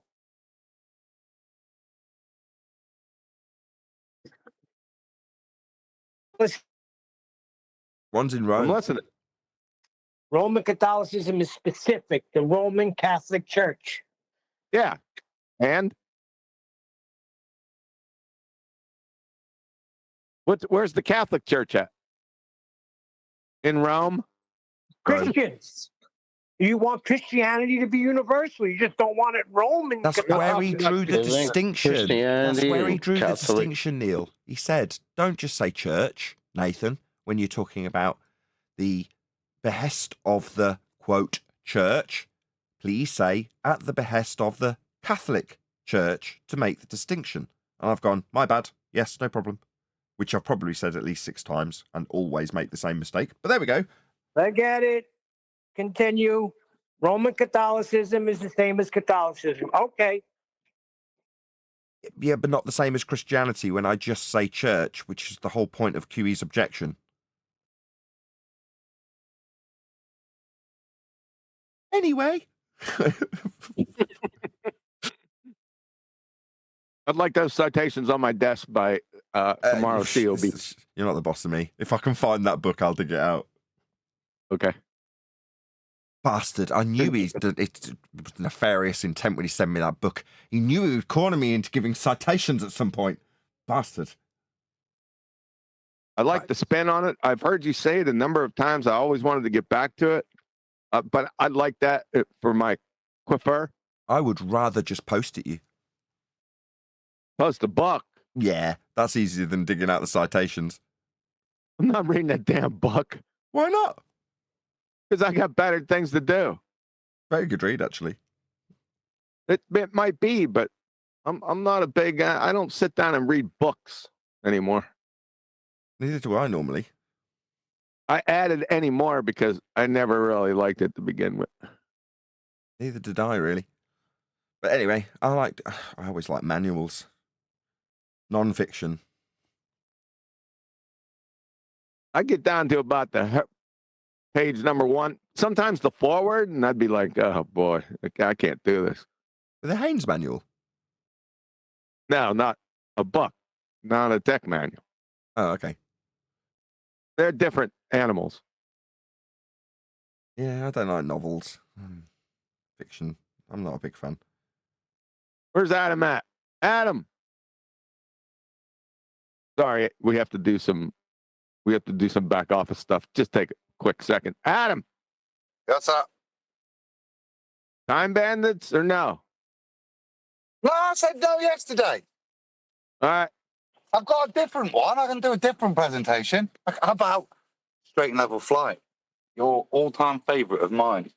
I'll tell you what. Let's get back to this other topic. We won't do time bandits. We'll just go with an open panel. Let's get back to this other topic. I forgot all about it until you mentioned it. It's too funny. Maybe I was swayed by other happenings. Did you show an electromagnet yet? What was the dealio with that? Nobody got what you were talking about or why you were asking. Show me an electromagnet. In nature? Is that what your point yeah. is? That's what I did. I did say that. My God. I did say that. Big sentences. I did say that in the moment. Just no one picked up on me saying, is he asking for one in nature? And I think I said something like, yeah, I stumble over electromagnets all the time, or something like that. But nobody responded, or you didn't react. Yeah, I said that too. I stumble over them everywhere I walk. I'm hitting electromagnets. I think I mentioned that, didn't I? I thought I got the point, but you didn't reiterate it when I reiterated it, or you didn't back me up, or you were just enjoying too much that no one else got it. To be fair, I was a bit drunk, so I wasn't paying much attention. No, I did not have a clue what you was on about. Maybe you're a bit. Maybe I didn't hear you, Nathan. Possible. Why didn't you pipe up during us talking about Jordan Peterson? Did you drop out, Adam? I thought you'd get your teeth into that. I specifically thought you would get your teeth into it. Jordan Peterson. Is that what you did today? What did he do? Well, two things. One, he slagged off Flat Earth as a punctuation for his point about transgender agenda, and two, claimed to be a scientist while he was decrying someone else's quote unquote experiment. Oh, really? Yeah. So I only found that out after the fact, to be honest, right? So I watched that video that we watched today because it was presented to me by YouTube, and halfway through, he starts slagging off Flat Earth, and I'm like, why wasn't I watching gun videos? Now I've got to do something about this. I hate this. I'm trying to switch off. Anyway, so I posted that in Skype or wherever I posted it to you guys and told you the timestamp. And I thought, hold on, is this guy fair game? I don't want to... As John pointed out in the pre-show when I first played it, he's like, oh, hold on, he's just using that as a punctuation mark. He doesn't know any better. And I'm like, ordinarily, if that had been the objection, had I not gone and watched half a dozen or a dozen Jordan Peterson videos, I'd have had to agree with John, because I did think that as well, hence me looking at other videos by him, to find another example where he's actually detailing the first quasi-psychologist who used a experiment. I was going to say a case study, but he called it an experiment, where he's taken these twins, one of which is during circumcision been genitally mutilated to the point where the decision is made by this very prestigious doctor to transition the child from male to female, just tell the parents, don't ever tell them, and dress them as a girl. And that became a case study to expand out what is currently offered up by governments all over the place with funding for people who want to transition. And he's saying it's a failed experiment and talking about how it's a false claim, it's disproven science, things of that nature. Then he leans on how he is a scientist. As soon as he said it, I'm like, this is fair game. Yeah, that's it. You should know better as a psychologist that what you do is not science. Now, I haven't trained in psychology in any extent, but I have a panel member who's here now, Adam, who has, and made it explicitly clear that they are trained to understand that it's not science. So with that understanding, I'm like, well, he should know better. But he's not. He's using the same magic trick they all use. First thing we're taught.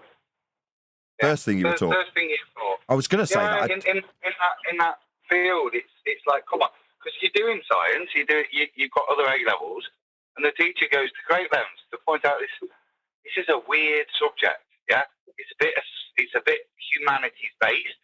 Yeah, it's a bit medicine based, clinical. There's a bit of psychology. Yeah, but fundamentally, you're not doing science.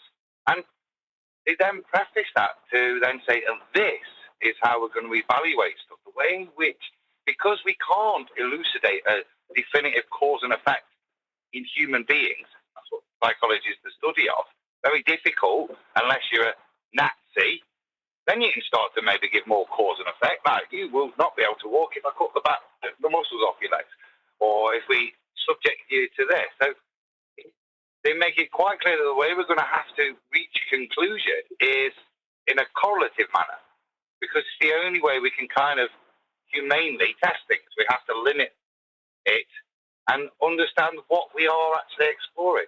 This is conjecture, it's psychology, where unless we're talking about the physiology, we're often in a much more humanities-based subject than science. So they went to great lengths and then spend the first part of the term giving you all of the statistical analysis tools that you're going to do anytime you do a study. Not experiments. They're not called experiments. You're not taught experiments. You're taught studies. Sure. Right. Well, what he's guilty of is rephrasing for the benefit of credence by stealing valor from the empirical method of science, his group studies, and statistical analysis, and relabeling them experiment, and relabeling himself a scientist. Like I say, as soon as he did that, it's like fair game. It's not just, oh, he's just punctuating what he makes as a very valid point about transgenderism with, if you believe as I do not, then you are a flat earther. That's common ridicule that we could, excuse? We could. But for the fact that he's actually in no position to throw stones. He's in a glass house. I didn't hear it. Number two, you don't have to be an expert in psychology. You don't have to be an expert in psychology. Hello? Yeah, I was just going to say I can play it you because it's only about 5 seconds long. Okay, play it right after I'm done. Okay. Yeah, you don't have to be an expert in psychology to know. As soon as you hear statistical analysis, then the jig's up, right? Yes. Yes. Yeah. Which they don't. Yeah, I understand that. I took psychology courses at university. I had to. Does that make you? Everybody does. Psychology? Yeah, everybody's got to take it. It's part of the curriculum for any degree, is at least psychology. Why? Got to understand how humans tick. Why? If I'm doing mechanical engineering, I am very specifically going to be working with stuff, not people. You know, you'll be working with people as well. Oh, Bob, as soon as I said it, I felt stupid the moment it crossed my lips. Piss off. Damn people everywhere. Damn people having to make the stuff with me. But go ahead. Go ahead. Not the case over here. You don't have to do that. There's no. Really? I only did psychology because I wanted to do it at A level. There was no direct comparative module on my degree course that kind of gave you a. Now, if you couldn't do calculus, you had to go back and make sure, if you hadn't done A-level maths, you had to go back and do calculus for the degree course. You had to be able to demonstrate you could do that, but there was no equivalent catch-up or teaching for psychology or any of So you took it as an elective. I took it as an A-level, so I did A-level physics first, right? And the first year was all right, but by the time we're getting to the end of it, it was just electronics and nonsense, and I was really arguing with it in my own head. In later life, I realised why now. So after a year, I just dropped that and decided to, well, I went to the teacher and said, what's a really easy A-level that I can do? And she wasn't happy because it was her subject, but she said either sociology or psychology. And I obviously picked the psych because it's got more clinical and wanted to do, you know what I mean? So that's when we did it, but there was no prerequisite within the degree. You might have been taught considerations when you're dealing with psychiatric patients and stuff, but there wasn't an equivalent module to bring you up to speed on, all the basics. Yep, fair enough. Okay, right. Do you want to read this? Play this. Yeah. Play the. It's a false claim, and the reason that the radical social constructionists who are pursuing this line of reasoning, which is completely discredited as far as I'm concerned, I don't think it's any better than claiming that the world is flat. The reason that they're pursuing it legally is because they know perfectly well that they've lost the scientific discussion. There you go.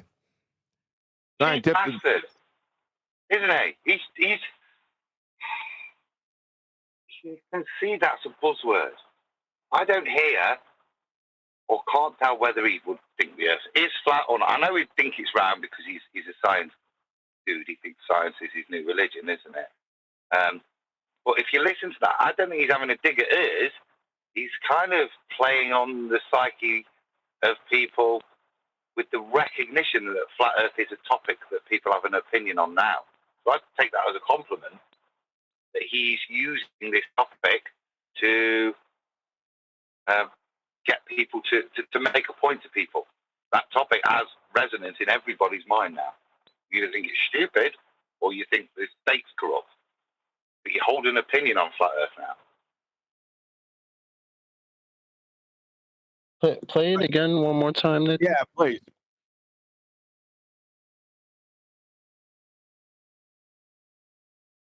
Existed independently of one another, which they don't.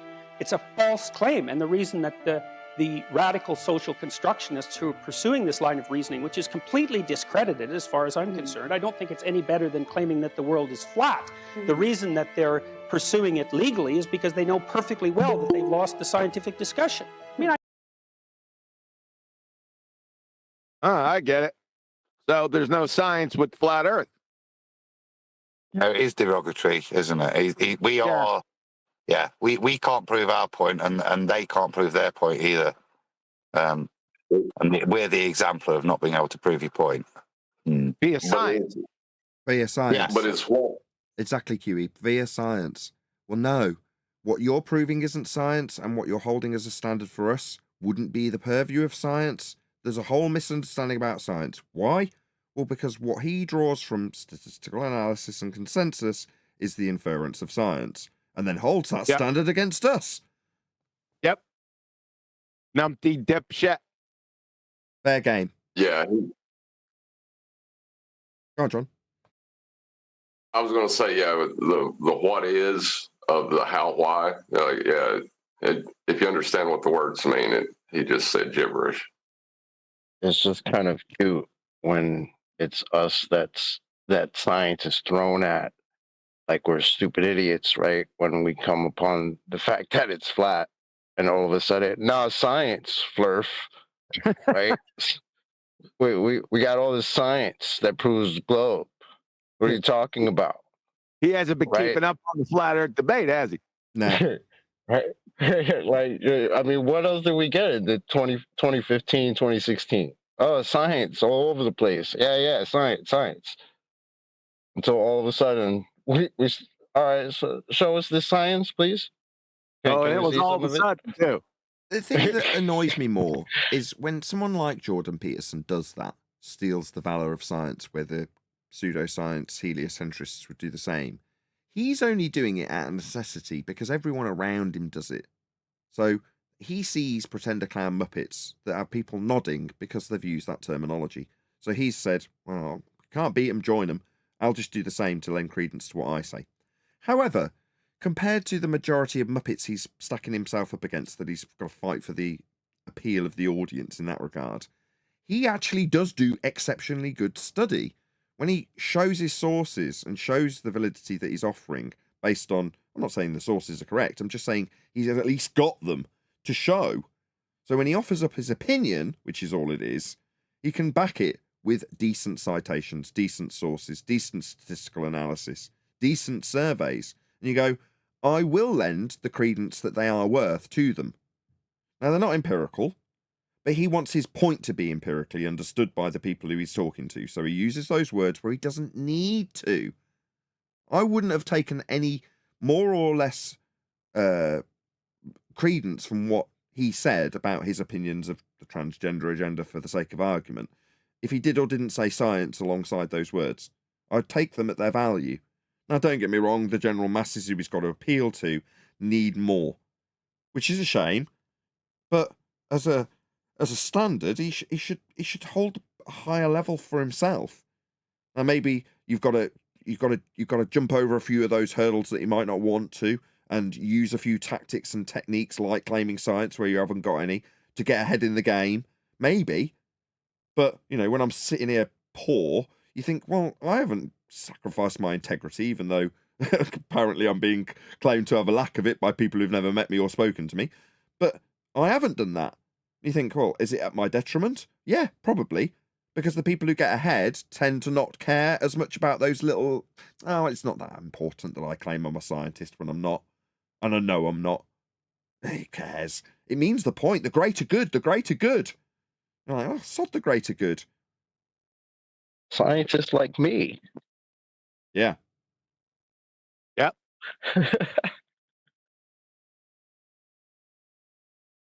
And it's like, so he ends that with, oh, because they've lost the scientific discussion. It's like, psst, Jordan, we're not talking about scientists, measurements. Hey, it's measured flat. There's no scientific discussion. Yeah, no, he doesn't recognize that. He's out with the surface puke, and he thinks he's a scientist. Yes. Because he's cool with all the quote unquote mainstream scientists, right? He's out there having interviews with what's his name, Penrose and Eric Weinstein, all these mainstream dudes. Like they're all in the same ilk. Yep. Eric Weinstein keeps saying, "Oh, we got to get off this planet. Got to get off this planet." It's like, bro. What are you talking about, man? What are you all you smart people, right, are so focused on nonsense instead of the shit that's going around here where we are on the ground? It's like, why is everyone's brain in this vacuum? Yes, it's beautiful to look at, but you come up with these stories. Chocolate. It's just, that's what we need to cover. Those are the videos that we need to cover. Then we're hand up Mona Lisa's skirt, right? Unexpected. So some random dude that's talking about we've got to inhabit the other soils in the sky. Right, okay. I can appeal to that guy, can't I? About how we have found new worlds and how that's now been limited by the paradigm he believes he's in. That's an angle that is so far out of our own pond, it's untrue. About that guy who was talking about got to get to other worlds hasn't even considered the notion of Earth being flat. It's just part of the mainstream, part of the narrative, the normies, thinks he's being diverse and concerned about the world and the greenhouse effect or whatever it is he's saying that he needs to get away from. But if you put something to him in that context, if we covered his video for 5 seconds where he's saying, got to get off this planet, got to get away, you go, oh, okay, got to find new worlds then. You're not going to find them in the sky. That's absurd. However, where did our ancestors find new worlds? Out in space, not the sky, what they used to describe as beyond the horizon. Well, that's where we have an angle on, based on facts, we can show that to be true. Not speculate with the Kaibayoshi. Not suggest that the powers that should not be are living in Hawaii, that's a new world map outside of our current existence, but say, here's how the world looked 300 years ago on the maps. Here are the facts of people going out beyond the horizon to outer space and finding new worlds. That's what you want. All right. What's stopping you? Two things. One, you think there's soil in the sky. Two, you're told you can't because it's a globe. That's all that's stopping you. You want a new world, you just need to go out and find it. If you're motivated in that manner. I'm not. You might be. He sounds like it, but he's looking in the wrong place, isn't he? Yeah. We can tell him. And when he talks about it, he speaks about it as though he's scared for humanity. It's like, you know, we humanity is coming to that point, and the only answer is to get off this planet. And I hear that and I just laugh. Like, well, what? We can give him that. It'll be a mind trip for someone who's like, we need to get off this planet. Okay? Well, the world isn't as you expected it to be. And finding new worlds isn't beyond the realm of possibility and has been demonstrated to be the case in our recent history.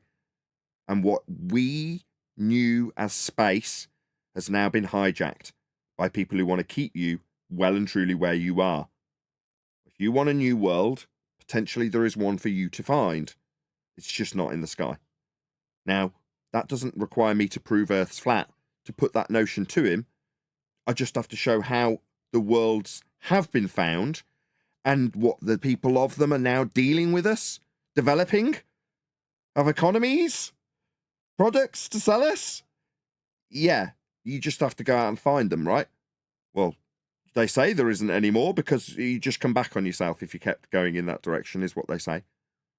And they say that you might find new worlds if you had the technology that Elon Musk has, but you haven't, so you can't. But that's a ruse, isn't it? We all know that now. It's funny.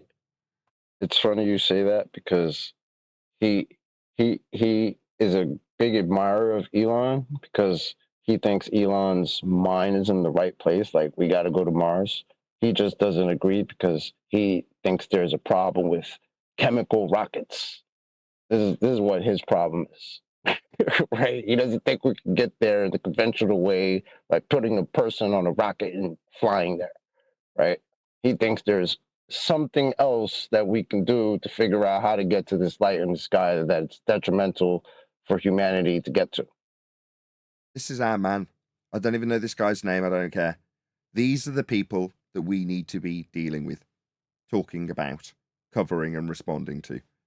Not people who cover the Flat Earth Convention and the numpties there. Not people who make a video response about how Flat Earthers don't know what they're talking about and the Earth's a globe. Not even people who perpetuate the Earth being a globe like Tyson. I think these are the wrong people. The right people is everybody. But in this instance, it's this guy because he's got notions that we can put a contrary opinion to him that without mentioning the Earth being flat, that's a fait accompli that he'll have to deal with after the fact. But he's got a desire that we can fulfill, and I think we should fulfill it. I think we should cover this tomorrow. What do you think? Yeah, why not? Cover what? I wasn't listening. Some dude that's just talking about going to other worlds because he's worried about the world and how it is. Well, for that guy that's got a general interest in going to a sky vacuum, the guy who's wanting to go to Narnia, we can appeal to when we point out that Narnia is not real and how our history shows what the world has developed into based on how it's developed with facts. Nothing contentious, nothing that you could have any conjecture about, just stone cold facts. One of them, when it comes to the Americas, you have parties about it, right? You talk about how your lands were discovered and then how the immigration led you to the diverse country that you currently have. You celebrate these facts. So to deny them is absurd.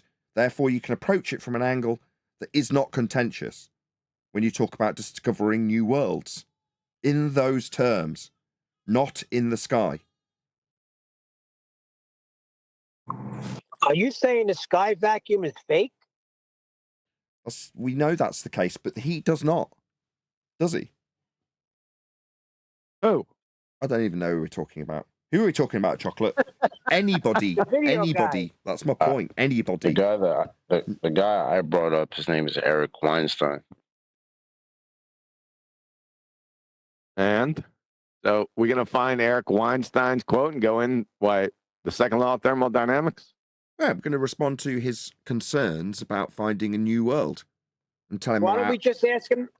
I'm sorry. Why don't we just ask him the question? If there was a space, would gas fill it? I'm done asking questions. I'm going to be telling this person by way of response when we cover that concern, if Chocolate can find a timestamp. It doesn't even need to be more than 20 seconds, if that, 10, of him saying, we've got to get off this planet. I really admire Elon Musk. He's got the right idea because this place is a shithole. We need to escape. And we go, all right. Well, new worlds are not something that any person has ever inhabited in the sky. And the illusion that you're travelling into a sky vacuum is bogus for all of the reasons that we normally give. However, if you study how your own land that you are on now was discovered, that's not far in our past. And there are plenty of examples on the maps of new worlds being discovered in space, what they used to call the area beyond the horizon that we weren't aware of, the undiscovered territories, not the sky. Now, when you lay it down in those terms to somebody that wants to find new worlds, their motivation may be enough for us to have an angle for what we cover in terms of the grand use of a flat plane. It sounds like you're just force feeding this agenda of aliens from back in the day. It sounds more like an entomological type of deal that you just want to force on these guys with the term alien. No. New worlds is what this guy wants, right, Chocolate? Don't do it. Ring wraiths. You know what's the difference? Well, he wants to get off this world, that's for sure. He wants to go to a light in the sky because he thinks that's the only salvage for humanity. But to get off the rock that we are spinning around on. So is it this guy, Eric Ross Weinstein, is an American hedge fund director and podcast host. He was the joint managing director for Theo Capital from 2013 till 2022. He has a PhD in mathematical physics from Harvard. Yeah, What's that? I'm pretty sure that's him. Whoa! What's mathematical physics? Is that even? Yeah. That's a married bachelor. That's an achromatic rainbow. Yes. Well, he himself will claim he's not a physicist. He's a mathematician. So then why does it say? Then why does it say mathematical physics? I don't know why that says it. I'm just going by what I've heard him say. He'll say himself he's not a physicist. That is a degree, though. Yeah, it sounds weird. I'll give you that, but you can't help him for what they title it, though. Mathematical physics. Mathematical physics refers to the development of mathematical methods for applications of problems in physics. It even has a journal. The Journal of Mathematical Physics defines the field as the application of mathematics to problems in physics and the development of mathematical methods suitable for such applications and for the formulation of physical theories. There you go. Physical theories are based on actualization of hypotheses, otherwise known as experiment, to form those theories. Where's the maths come in? Well, I don't see a problem here. He's going to still do physical theories. It says here, yeah, to do with physics. It's the real world he's dealing with. So he's going to elucidate a cause and effect. He then may want to then describe that mathematically, but he's still going to be based in the world of physics before he puts his nuance onto the science he's going to try and describe with mathematics in a formula. So he's going to add some abstractions to the physical. Well, that's the difference, isn't it? If he then tries to draw any additional inference that isn't acquired from the real world and from empirical study, then that's when it becomes pseudoscience, doesn't Well, we it? don't know that. Hold on. Let's not jump to conclusions. We don't know he's going to work outside of the conventions he may employ. He may just utilize those mathematical conventions to describe reality. In which case, when we put PV equals nRT to him in regards to his sky vacuum, you would hope he would understand. Yeah, help. That would be the sort of thing I would imagine he's doing, is formulating stuff like that, helping to put that sort of stuff together. But fundamentally, there's got to be some cause and effect. There'll be some scientific and experimentation underlying all of it to back it up for him to then take it in. I don't think that's a... It's not like... I was just looking at the psychology stuff, and they're actually trying to claim nowadays it is, with spurious reasoning. I like spurious. What it says here, look. What is the evidence for psychology as a science? And this is interesting because it really goes to the heart of people understanding what empiricism is. To support psychology as a scientist, we turn to the idea of empirical evidence. Empirical evidence is able to be supported and verified by way of observation and experience, as opposed to simply... I know, but this is how it's been strapped in to allow it in psychology. It seems, again, earlier it says they seem to think if there's something within your specialty, if empiricism is in there, that automatically qualifies it as science. And that seems to be the misnomer as I'm going through this. First bit of empiricism, that makes it science. Yeah, they want the credence, they want the valor, they want the empiricism, and it seems consistent that QE that they use the fallacy of division to do this in all circumstances. Oh, there's an aspect of science. This is science. Repeatable, you say? Must be science. Sorry. You're on this. You're all hot and bothered with this fallacy of division. You using it correctly? To take one part of something that you could describe and say it's true of the whole. So in this instance, to say that you've got something that's composition fallacy. That's composition fallacy as opposed to the fallacy of division. Correct. What's the fallacy of division then? It's the reverse of that. Let's get it. Hold on. Say that something's true of the whole is only true of the part of it? Makes no sense. Sort of. Just relax. I'm relaxed. My feet up. You know what I mean? We'll get there in the next 10 seconds. Composition fallacy. Scientific method has empiricism. But just because something's got empiricism doesn't mean it's applying the scientific method. Hold on a second. If I empirically observe something to be the case, surely that's science. That's not science. You've empirically observed something. That's why it has the title empirical observation to imply you're observing. I can double down on that. What if I empirically observe it repeatedly? Definitely science then. What is an empirical observation? That doesn't make sense. Yeah, because it's a composition fallacy. The fallacy of composition, inferring that something is true of the whole from the fact that it is true of some part of the whole. The opposite, the flip side of that, is the fallacy of division, inferring that something is true of one or more of the parts from the fact that it is true of the whole. Implying that something is true of one of the parts because it is true of the whole. So if you say, I have validity through science because I've repeated something, that would be a fallacy of division. Implying that the empiricism that is true of the whole of scientific method, when employed, is true of one part of the scientific method. Yeah, Science employs empiricism. Science isn't empiricism. You use empiricism within the scientific method to prove something scientifically. Yes. We're getting off. Something can be empirical and not scientific. Yes.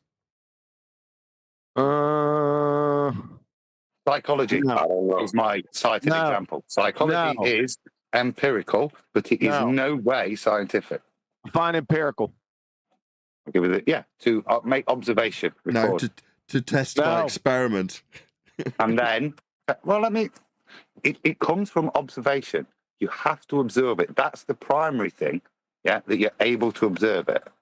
So then you're off the reservation to begin with, because let's just deal with the empirical part. Empirical has 4 constituent parts: observable, testable, that's experiment, repeatable, and falsifiable. Testable. Yeah. Not experimentable. That's my point. That means that's what it is, experiment. It's testable. It's not. So yeah, it says testable. Test, yeah. No, test is very different. Test gives you a yes, no, doesn't it? It's a test. It's not. No, it's not in this experiment. context. I'm sorry. Well, then they should use the word. Then they should use the word science, not test, in an incorrect.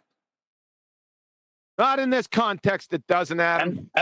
Empiricism, the theory that all knowledge is based on experience derived from the senses. That's when the empirical side of it is that you're actually got a real physical input that you're measuring. No, that's bullshit.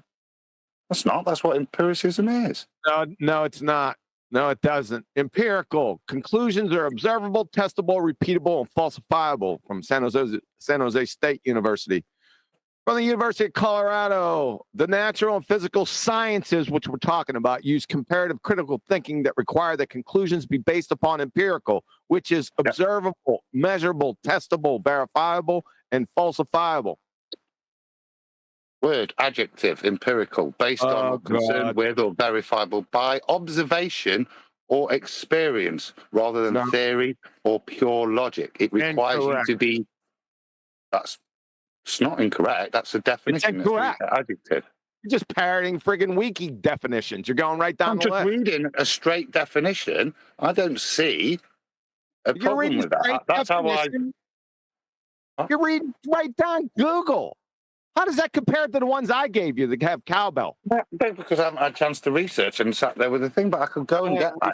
It's what's the point I'm trying to make and discuss rather than just be like, no, you're wrong.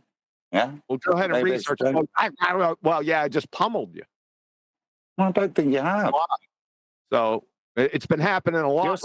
You're saying empiricism has to exclusively include experimentation, yeah? Yeah, testable. That's correct. No. Testable of our experimentation. Here we go again. Round and round we go. Yeah, because words have meaning. Yeah, no shit. Yeah, so test or experiment, which do you want? Yeah, they're the same in this context. In this, how do we know that? How's that proven and demonstrated? It's a test. Words have meanings. It's not an experiment if it's a test. Not. That's why we've used the word test. Because we're in fucking science and physics there, Adam. In this context. So if I'm in science and physics and I do a test, I've already ascertained scientifically through experiment what the cause and effect relationship is. If I do the test, I just want to know the outcome of the test. It's a test. It's not an inquiry. The inquiry's already been done. The test is just to give you the definition. So, for example, a litmus test. We can do all the science behind it, yeah? But ultimately, when I do a litmus test in science or any other test, it's to give me a definitive answer, not an explanation, not a cause and effect relationship. It's just, is it an acid or a base? I've tested that. Well, then that's equivocating because you said in science. Where's the science? That is in science. If I test something in science, I'm testing it. I'm not necessarily performing an experiment on it.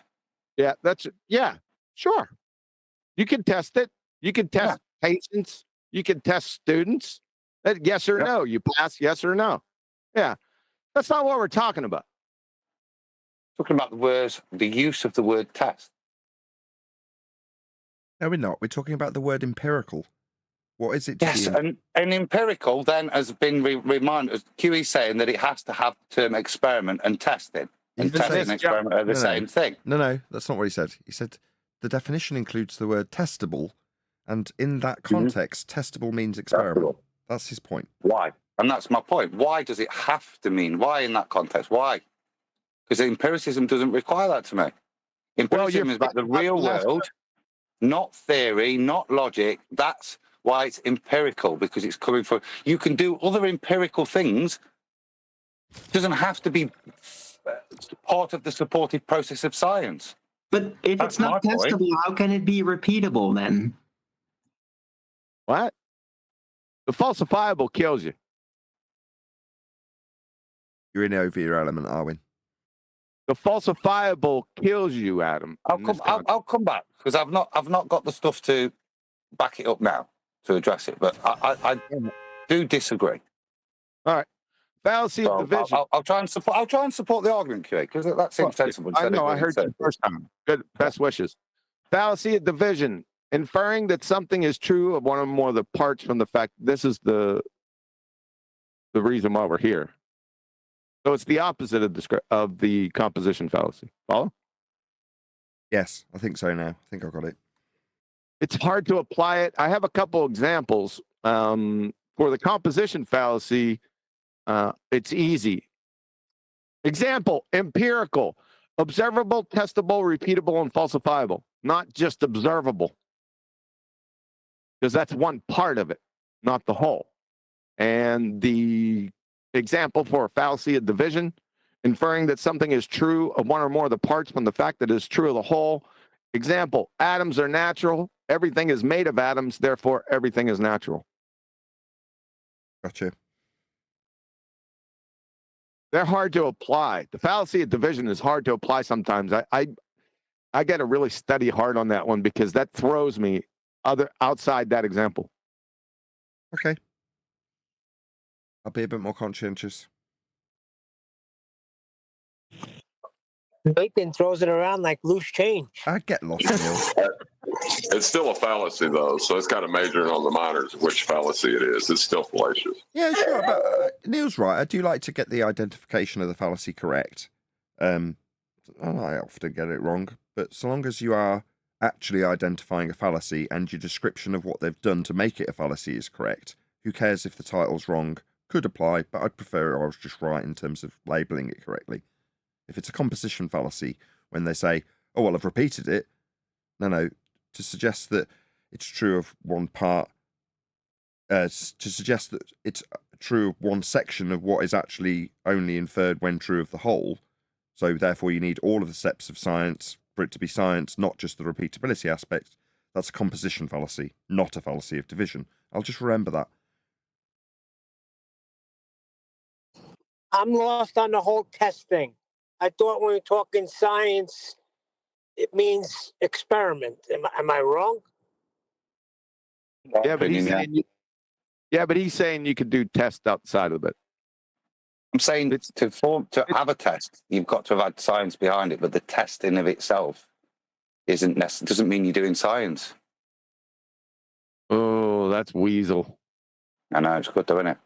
And I knew it was in my head. I'd started watching something last night on David Hume, so I'll come back to it. But he's the guy that does empiricism, and that's what I'm applying to. I'm not trying to take the other part apart, but it does have a definitive function within the method. It's a part of it. It's a crucial part of it, but you can also be empirical elsewhere.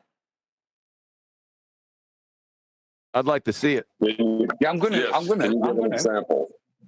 No, I'm researching now just to pull it back. But I've already made one point in terms of a test, weaselly as it was. No, your original claim was that empirical can apply to things outside the scientific method, and that's what you're challenged on. Yeah, I say it can. Yeah, because I was relating it to psychology. It's a key part of psychology to still be empirical. Yeah, but it doesn't mean the evidence you gather through the empirical method, can be used scientifically.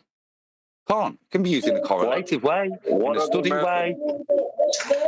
But the gathering of the evidence. Sorry. What other methods empirical? You've not detailed which method's empirical, if not the scientific method. Information gathered directly or indirectly through observation and or experimentation. That may be used to confirm, disconfirm a scientific theory or help justify or establish a reasonable or a person's belief in a given proposition. Okay, So I would, if I'm going to do a psychology study, then to make sure that the data I'm using is as robust as possible, the methodology I employ is an empirical method of data gathering. Empirical method of data gathering, really? Yeah, so that's how you would put some form of. It's kind of. It's not stealing the valor of science because it's not trying to claim it. But like when I'm saying, going back to the reason you behave like that is because science and the benefits we've learned from the cause and effect, the way in which we gather the data is very rigid, and it supports the conclusion in its robustness. And it's that empirical method of gathering the data that is to be emulated. And I don't see why it needs to be called something else when all you're doing is gathering the data empirically. What you do with it and what you can claim with it. You keep on saying it. What? How are you gathering data empirically? You don't gather data through cause and effect. How are you gathering data empirically? The same you would in any other lab, which is through the real world. Observation, direct. Yeah? Observation? That's what it's about. No. What, you got a dustpan and a little broom, and then you're using gather here. Pretty, this gather, this innocuous friggin' term. Yeah. What type of data? What data? Well, you've got to go, well, what am I investigating? What's my study about? I'm going to do a study, on reproduction of frogs. Is that so? Or why humans can't deal with the term flat Earth? We could do a study on. So could you do it on, it's about that, the methodology of the data for whatever you. Could you do it on birds' breeding patterns? Yeah, that's the one I was trying to think of. It, I couldn't get it.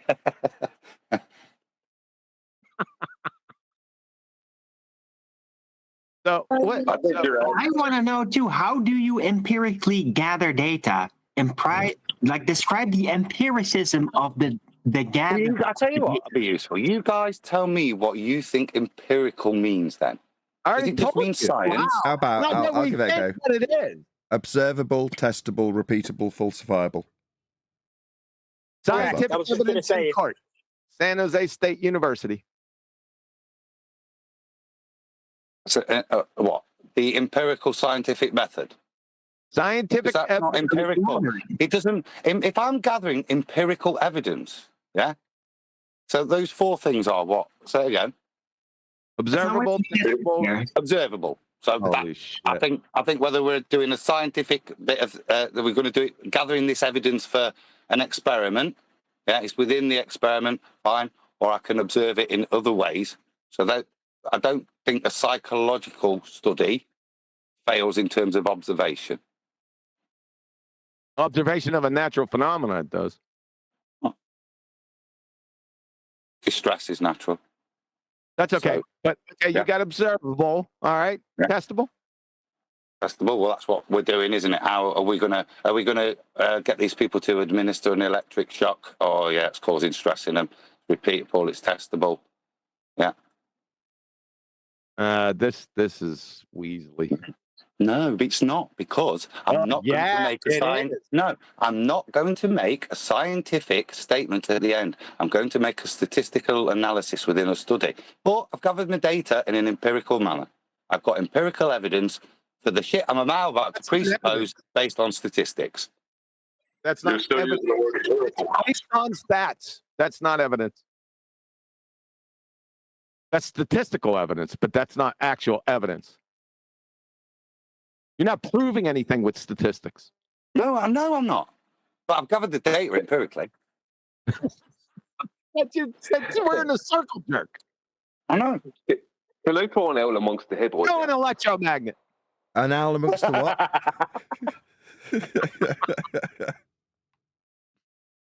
But could you describe the empirical nature of the gathering process specifically? Because that's what you said. It was empirical. Yeah, that's what it is. What are you when you're being empirical in your experiment? What are you doing? You're making sure you're fitting all those 4 criteria. What's it relating to? The gathering of the data. That's why it's important. The method's empirical, so it's repeatable. So next time, data. But the data has to be empirical. But how is the gathering process itself empirical? What's the data too? And after whatever statistical analysis you reached at a conclusion, do you think Adam left? No, My I question was just dropping from my phone to here so I can hear you better. Okay, so after whatever statistical analysis you arrived at your conclusion, would you say that you have empirical evidence for that conclusion? What conclusion am I making? Scientific or whatever it would be? Psychological. The conclusion I make can be supported with the fact that I say to you the way I gathered the evidence for this conclusion. That is it's empirical, right? It's empirical. That's a circle jerk. Wow. But it's still true. No. Yeah. It's all you like. Is it a European or an African swallow? That's your rebuttal. No, it's not at all. It's you're trying to take the term empirical and make it the term scientific method. And I'm saying, no, it's not scientific method, but empirical data gathering is part of it. We know what you're saying. You said it a bunch of times. You don't have to repeat it. No, I know, but then people are trying to say, well, you've got this data and you're going to do a conclusion. No, that's nothing to do with empirical data gathering. Yeah, the empirical data gathering, that's our problem. That's what I'm saying. If you can get information, and that's my only point. So within a psychology, they will take great pride by saying the way in which they gathered the data was empirically. Yeah, that's non sequitur. Okay. What about this? Go ahead, Brian. The action itself of data gathering, how is that empirical? Like it's like the emphasis on the wrong thing, on the action, not on the result. The result has to be empirical, not the action. No. Well, what about? Not at all. No. The result. Let Brian in. I was responding to Arwin's point first. All right, so respond to our statement there. So the result is empirical. You can't. Yeah, but not the gathering process. No, you don't have to gather the data in an empirical manner. You can just gather it how you like. You gather it because empiricism doesn't apply to the gathering process. What word would you use for the standards you would gather this data? Maybe empirically. Gather. Empirical. Would you do it in an empirical way? Gather. No, empirical is not a form in which you attain things. It's what it is. It's not a how you do it. Can we hear Brian, please? It's so ambiguous. Can we stop saying data? Because it sounds like we're just throwing out technobabble. What are you talking about? I would like to hear from Brian. Thanks, Steve. And thanks, Kiwi. I'll use the word gather and test. I've only just come in a few minutes ago. So I use the word gather and test. And I'll use the words right and wrong in a right context and wrong context. If I'm a forensic detective and I'm gathering DNA from a crime scene, then I test that someone's suspect's DNA against that DNA. Like that's pretty. Yeah, but how do you test the gathering part? Well, I'm not testing the gathering part. I'm just saying I'm using the word gathering within, the gathering of the DNA. If I use the word test, then I'd use a thermometer. Hold on. Brian's got a good example. I can contextualize that quite nicely, Brian. Thank you for that. Yeah, just maybe just finish it, Nathan. I didn't get to finish it. Well, just 1 second. I heard it.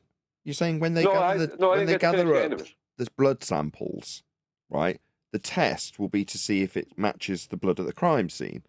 Now, you're suggesting that the process of gathering up 20 different men and taking their blood isn't an empirical process. It's just gathering data. Whereas the test comes when you compare all those blood samples to the one at the crime scene. That could be considered a test. Fine. But the process of gathering each sample wouldn't be describable as empirical. I gathered all the tests. I gathered all the information on their blood empirically. No, you just took their blood. Yeah, well, I can't really use the word empirically there, but I have to use the word properly because you need to do it properly if you're a forensic detective. But if you're gathering data with your gravimeter to test whether gravity is causing some nonsense about leaves, then do you know what I mean? You're in complete nonsense land. So I'm not saying gather goes with the word empirical, but you must gather something correctly, and then use. You know what I mean? Go on. Sorry, just stop there, Brian. Yeah, but that, by comparison, that's what Adam is doing when in the comparison, the gathering of the data, as you put it, would be comparable to Adam when he says, well, the information gathering process is an empirical process. Well, no, the outcome of the test could be described as empirical if it matches perfectly, if you like. Now, let me go back to, so I'm doing the stress test, yeah, and the way in which I'm going to measure it, I'm going to measure moisture release from the skin, temperature, pupil dilation, and I'm going to do that every single time and make all of those measurements for every single person that I'm assessing with regard to this study that I'm doing. So to make sure that the methodology, the data I'm getting is empirical and it's from actual experience, it's repeatable, it's observable, yeah. That's, I'm at a loss as to why. Are you describing a freaking polygraph test? That could be part of it, yeah. Empirical polygraph? Are you having me on? The way in which the data is gathered is empirically. I don't understand why the word. I see what Adam's doing. You see what he's doing? Yeah, now I've just figured out what he's doing, yeah. Yeah, you're busted, Adam. Why?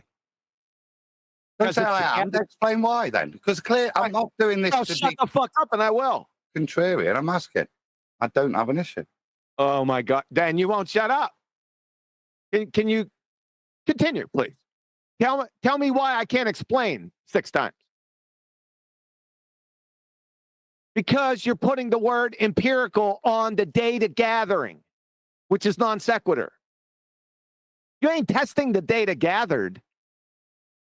How can you falsify the blood test? Let's go back to your litmus test. All right. How is that empirical? What data are you gathering? I just said a test isn't that. I got milk and drain cleaner. I gathered the milk empirically. I don't want to. I can't do it in milk, can I? I'm trying to understand why you've got an issue with the term in psychology when they would define it. Like, I genuinely, I've got no objection to them doing that because they're not invoking science. They're not. They're just trying to. They are. Just tell them you got empirical milk. They are invoking science. That's why they're using the term. No, they're not. They are. It was quite specific. When I've learned that we're not invoking science, we're not using the scientific method. We can't use the scientific method. But you can imply empiricism by claiming that data gathering is part of the empirical method. You're just data gathering. So therefore, if you can infer that you're gathering of sweat and heart rate and pulse is empirically gathered, then your conclusion from the gathering of the data can be inferred to be empirical also, which is what they do with the polygraph. Yeah, and that doesn't mean it's scientific proof. It doesn't mean it's empirical anything, because you just gathered data. What does the data show? The data shows how much sweat was coming out of his hands. Okay, yeah, empirically. Well, no, it's just how much sweat was coming out. The conclusion that it's caused because he's nervous is what they want to infer. The result is correlative. Yeah, correlative, but as soon as you've got the word empirical, you can imply not the fallacy of division, but a composition fallacy to infer scientific validity. That's why it's being hijacked. I think that's the point QE's just made, and I'm just reiterating. And that genuinely is the point I'm making. That when we started this conversation, you were saying, what did they teach it? It's not a science. But within that, these were the things that they stated. What I found interesting as I've gone back is they're now trying to claim it's a science because, yeah, but that's not what. Because what? 30 years ago, because we were. because of it. Let me get the exact statement. It was a good why is psychology a science? It lists it as part of that, but it doesn't list it. Lists in. My psychology is. Where was the answer? Tell me it's not Quora. No, it was an institute. Why is psychology a science? The University of Bolton. There we go. I can just get it. Oh. Right. Is psychology a science in the UK? Yeah. At its core, it's all about the scientific method. What? Right? I know. This is it uses empirical research and careful observation to examine how people behave and think. And this is where I've got the disconnect. I've got no problem with the second statement, but it's all about the scientific method. That is the exact line that we were told it wasn't. Yeah? It wasn't. It was first lesson. Yeah? And now, it's now being argued it is. Well, see, that's my problem right there in calling Jordan Peterson a fraud, because obviously everyone's being taught something different. There's no basis to call him a fraud. Fair enough.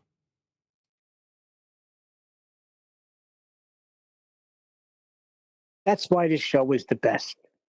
It's back to because the game's rigged and the definitions are changing all the time. What could have been taught to Adam as this is most assuredly not science because we don't adhere to the scientific method now simply needs to be memory hold replaced with a different definition that instead of saying we don't adhere to the scientific method, say psychology is science specifically because it does adhere to the scientific method, which it doesn't. Yeah, it's even worse. Listen to this next line. And this is to collect and analyze data, researchers use a variety of approaches like surveys, experiments, observation, and statistical analysis. That's not science. But what it is a nice description of psychology. Yeah. But that's the mismatch.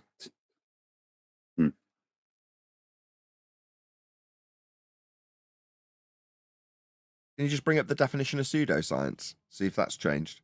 Or you get a different definition.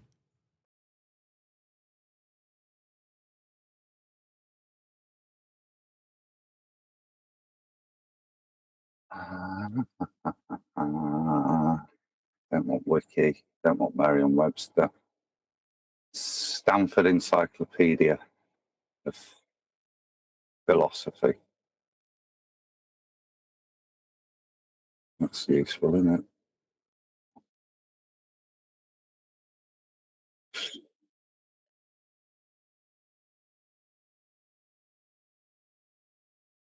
What'd you get for pseudoscience? I'm going to use Merriam-Webster because I'm sure it's fine to click on it. Always make sure it's probably more likely to be controversial. A system of theories, assumptions, and methods erroneously regarded as scientific. There you go. And that's the point. If you are doing that, then psychology becomes a pseudoscience the second you try to imply that you've got any scientific proof. But the second you leave it as a study in that with statistics, then it is the field of psychology. And that's fine. And there's nothing wrong with that. That's what I was trying to get across on the live show. Like, you don't need to steal this fella.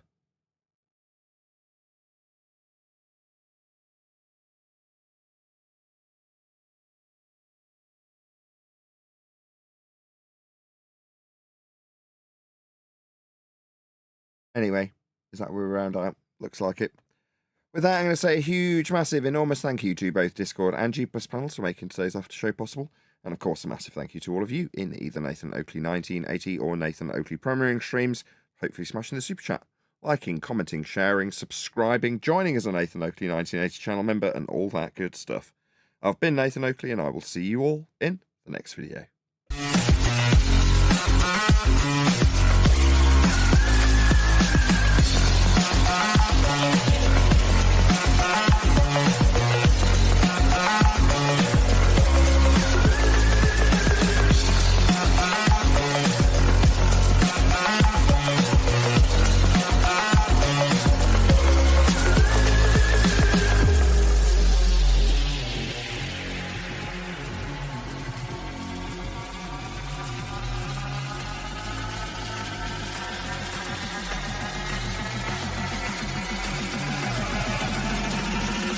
Oh, what a day! What a lovely day!